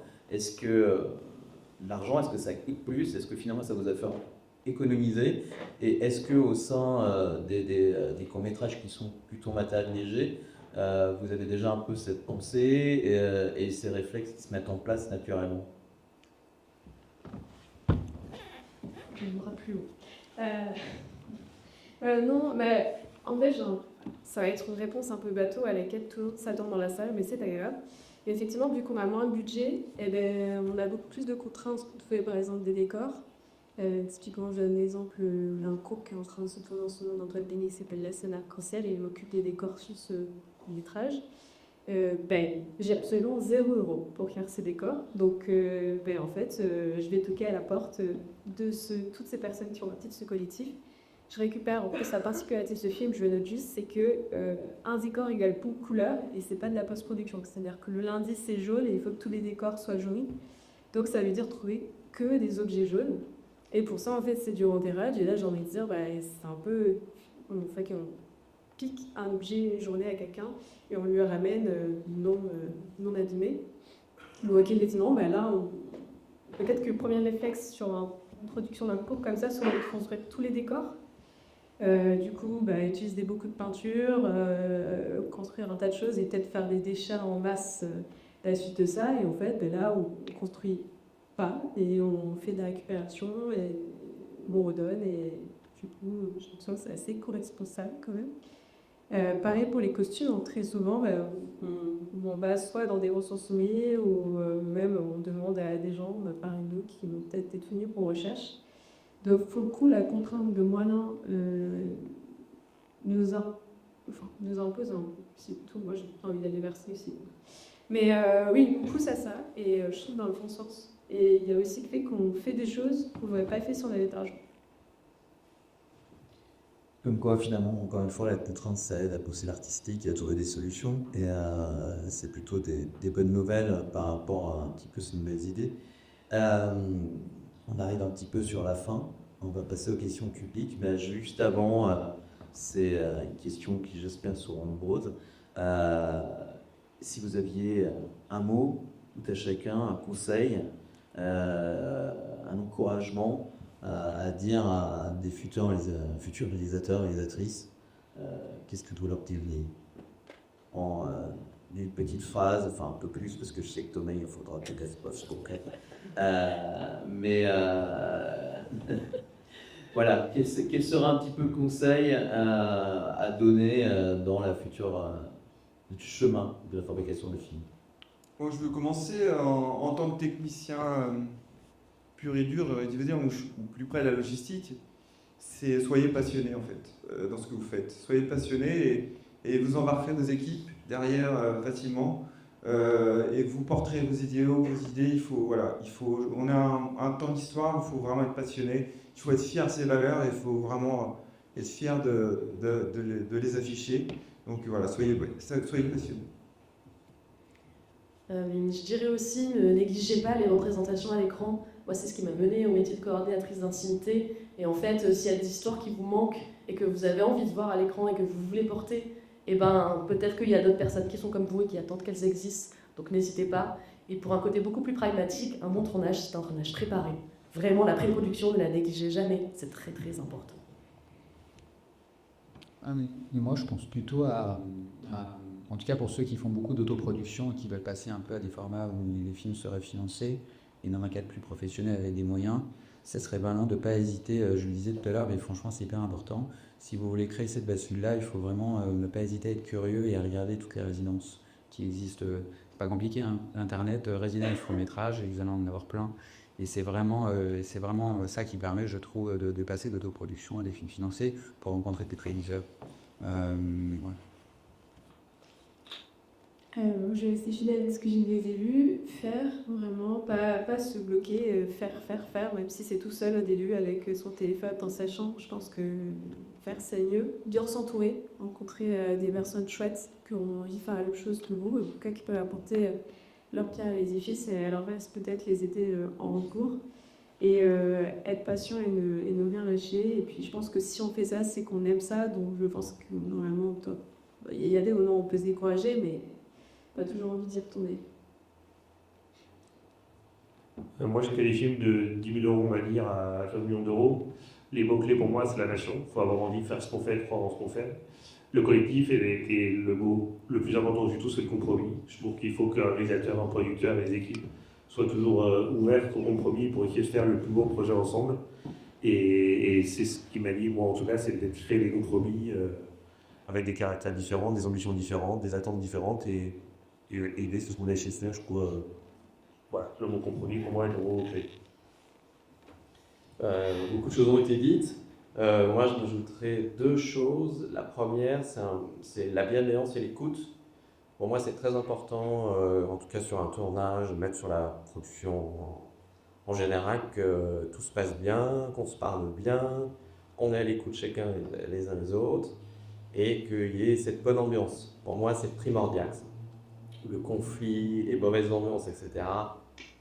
Non. Donc, j'ai essayé de le faire et j'ai été bien entouré pour que ce soit le cas. En tout cas, c'est toujours compliqué, hein, plein de personnalités sur un tournage.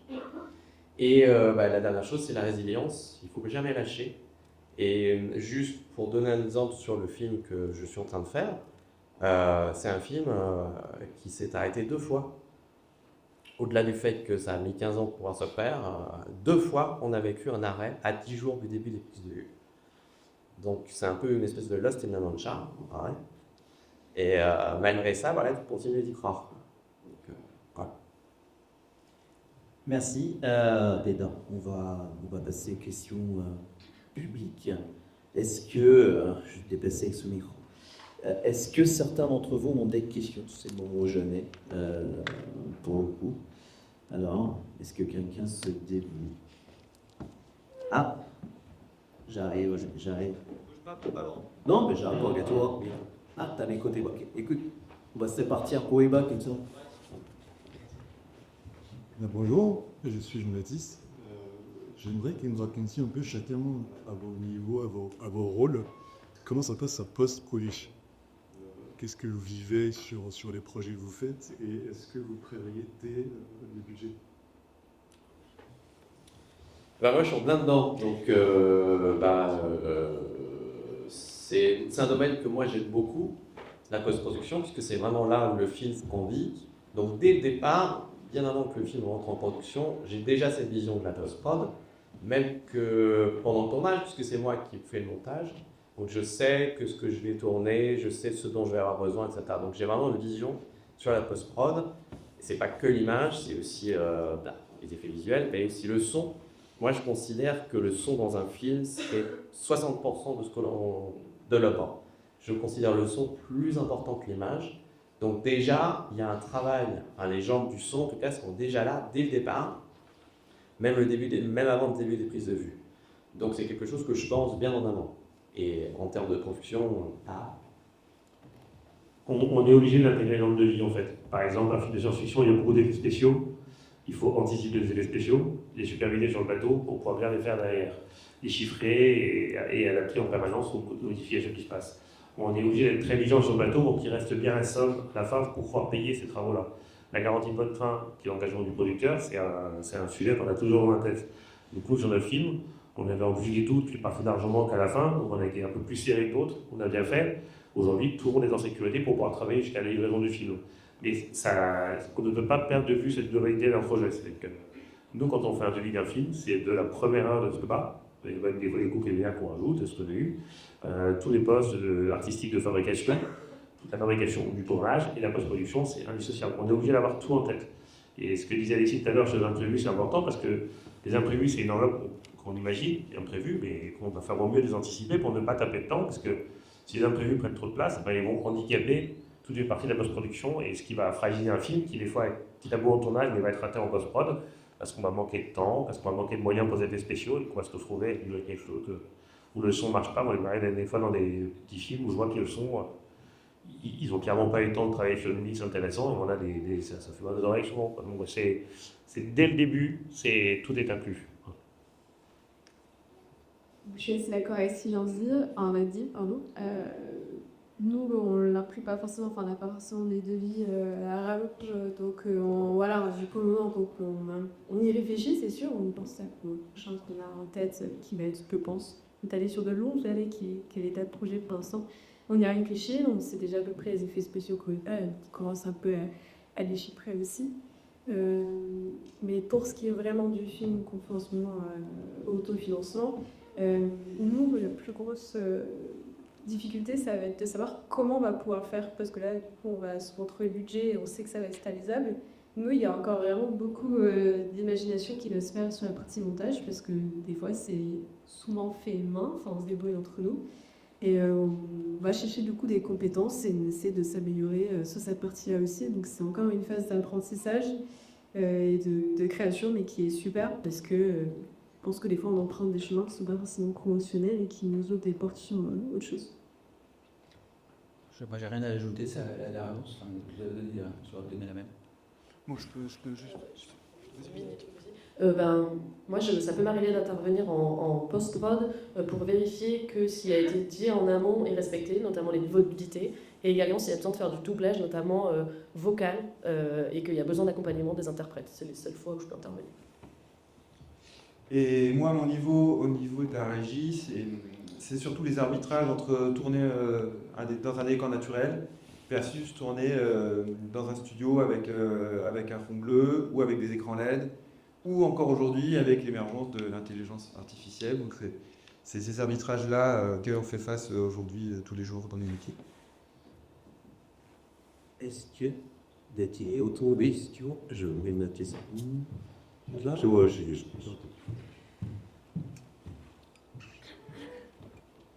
et voilà. Merci. Bonjour. Justement, vous ouvriez sur l'intelligence artificielle. Et on a parlé d'EcoProd aussi.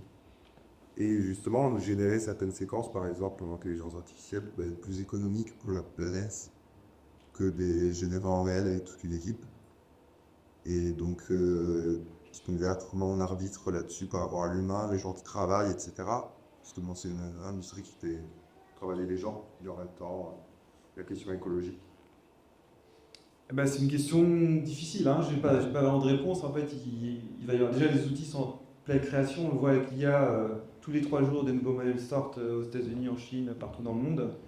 Donc, pour pouvoir faire des e-fuels, il faut quand même avoir des modèles qui soient un petit peu structurés et pas avec de nouvelles itérations tous les 3 mois. Donc, c'est difficile de vraiment voir. Après, il y a plusieurs choses en fait. C'est un peu, si tu veux, comme quand on oppose le numérique avec le papier, par exemple, il y a 2 choses différentes. Il y a d'un côté l'énergie, quel type d'énergie, combien de types d'énergie se consomment, et de l'autre côté, je détruis des arbres, j'utilise de l'eau, etc. Et donc là, c'est pareil un petit peu, c'est opposer, par exemple, de la construction de décors où tu utilises des matériaux avec de la consommation d'énergie, c'est difficile. Enfin, consommation d'énergie et extraction de terres rares aussi. Voilà, avec tout ce que ça comporte derrière au niveau de la pollution et aussi au niveau désastreux des gens qui extraient ces terres rares, c'est hyper difficile de faire ces arbitrages-là, quoi. Donc, je ne peux pas te donner des réponses absolues pour le moment. du moins par rapport à l'intelligence artificielle, quoi. Je sais pas si Thomas a peut-être plus d'éléments à dire. Nous, on est en plein dans ce sujet-là en ce moment. Hein. C'est-à-dire qu'on regarde le coût de stockage des serveurs qui s'occupent de faire l'intelligence artificielle. On essaie de comprendre en fait le coût réel de l'intelligence artificielle pour la société et les bourgs. On essaie de réfléchir à chaque sujet, exemple l'écran LED ou décor naturel, qu'est-ce qui est le plus intéressant. Nous, on est allé faire un voyage au Maroc à 4 personnes pour un plan. C'était carbone moins lourd que d'allumer un écran LED pendant toute une journée. Quand on a vu le coût carbone d'une journée en écran LED, on a préféré partir à la au Maroc, parce qu'on a un truc là-bas, c'était plus simple. Donc chaque sujet, par contre, quand on a 4 jours de rolling, les remplacer par une journée d'écran LED, d'un coup l'arbitrage se fait différemment. Il n'y a pas encore, pour l'IA par exemple, il n'y a pas encore de réponse. Il est sûr qu'en termes de coût humain de travail, c'est un peu comparable. Mais si jamais on découvre demain que pour alimenter ce serveur, il faut faire travailler 5000 personnes en Inde ou au Bangladesh pour aller chercher des matières pour pouvoir créer des codes sautés, on n'a pas encore toutes les informations sur le coût réel des serveurs IA. Et des dangers aussi pour la société, parce qu'on parlait de RSE. Est-ce que c'est vertueux de faire travailler un modèle qui va détruire des métiers, des cultures, des choses comme ça? Pour la partie scénaristique, je discute beaucoup avec des scénaristes qui travaillent avec l'IA, et c'est un outil qui ne peut pas être dissocié de l'auteur. Il fait gagner du temps, mais l'intelligence artificielle n'a pas du tout plein de paramètres humains dans sa façon de fonctionner sur par exemple, les déviances des personnages. L'intelligence artificielle n'a pas beaucoup de déviances radicales. Pardon, par contre, les failles humaines sont mal exprimées par l'IA pour le moment. Donc, je pense chaque sujet va demander à chaque fois de regarder un arbitrage entre est-ce que je fais travailler un homme pour avoir cette part d'ombre dans mon scénario, est-ce qu'il a amené quelque chose de différent, ou l'IA pour faire tous mes dialogues par exemple, est-ce que je fais travailler l'IA pour mes décors. Là, j'ai vu des gens qui font un proof of concept sur une scène en mer, ils ont travaillé en 1 semaine avec l'IA pour faire tout ce qu'ils auraient dû faire en 6 mois de post-prod pour arriver à créer le bon effet pour un proof of concept. Donc, par contre, la film, ils ne le font pas en IA parce qu'ils voient bien que ça tape aux yeux direct, mais sur la durée, ils ne sont pas contents du résultat. Donc, il y a des détails qui sont que pour une œuvre finale, ils ne veulent pas s'appuyer dessus, et que pour développer l'idée, argumenter, présenter, c'est vraiment utile.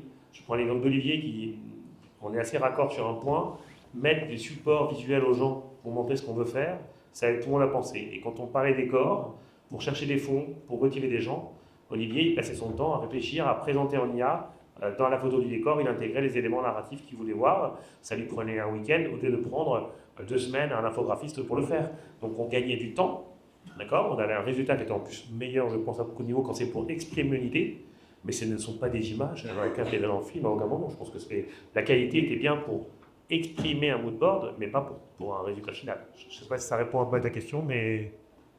Oui, bah après, c'est des sons-là, de toute façon,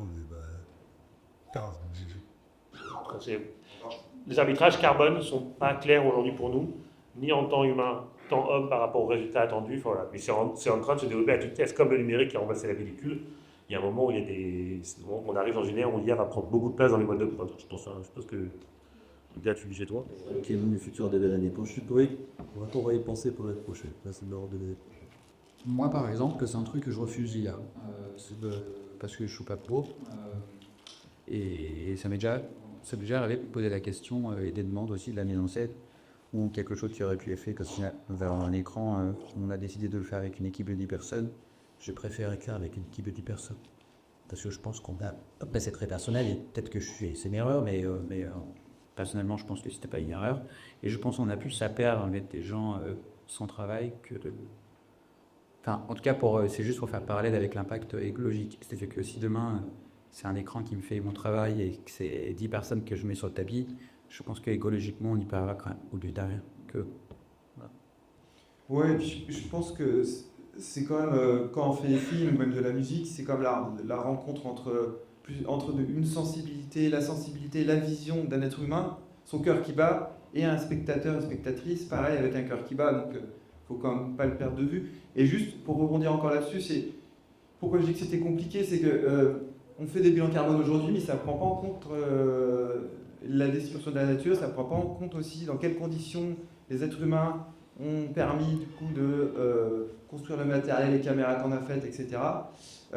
Donc c'est compliqué et je vous engage quand même aussi à comme on fait des bilans carbone, je vais sur 2 secondes, mais je n'ai pas parlé tout à l'heure en éco-production, mais on parle de bilan carbone, mais il faut penser aussi tournage en milieu naturel, c'est un sujet sur lequel on travaille avec le collectif actuellement, on veut faire une formation spécifique là-dessus. on peut avoir un bon bilan carbone et aller tourner en milieu naturel et faire n'importe quoi. Donc il faut, on ne peut pas tout savoir évidemment, il faut se rapprocher des sachants. C'est le rôle justement des bureaux d'accueil, du tournage des commissions du film de vous mettre en relation avec les bonnes personnes. Et formez-vous, voilà. Et il y a beaucoup de formations aujourd'hui qui ont émergé sur ces questions-là parce que c'est difficile, on ne peut pas tout quantifier avec un bilan carbone. Et il y a des indices sur la nature qui sont en train d'émerger, mais pour le moment, on est encore en train de manipuler les outils carbone. Peut-être qu'un jour ça arrivera, ce n'est pas le cas aujourd'hui sur les tournages de films. Ok, merci. Merci beaucoup.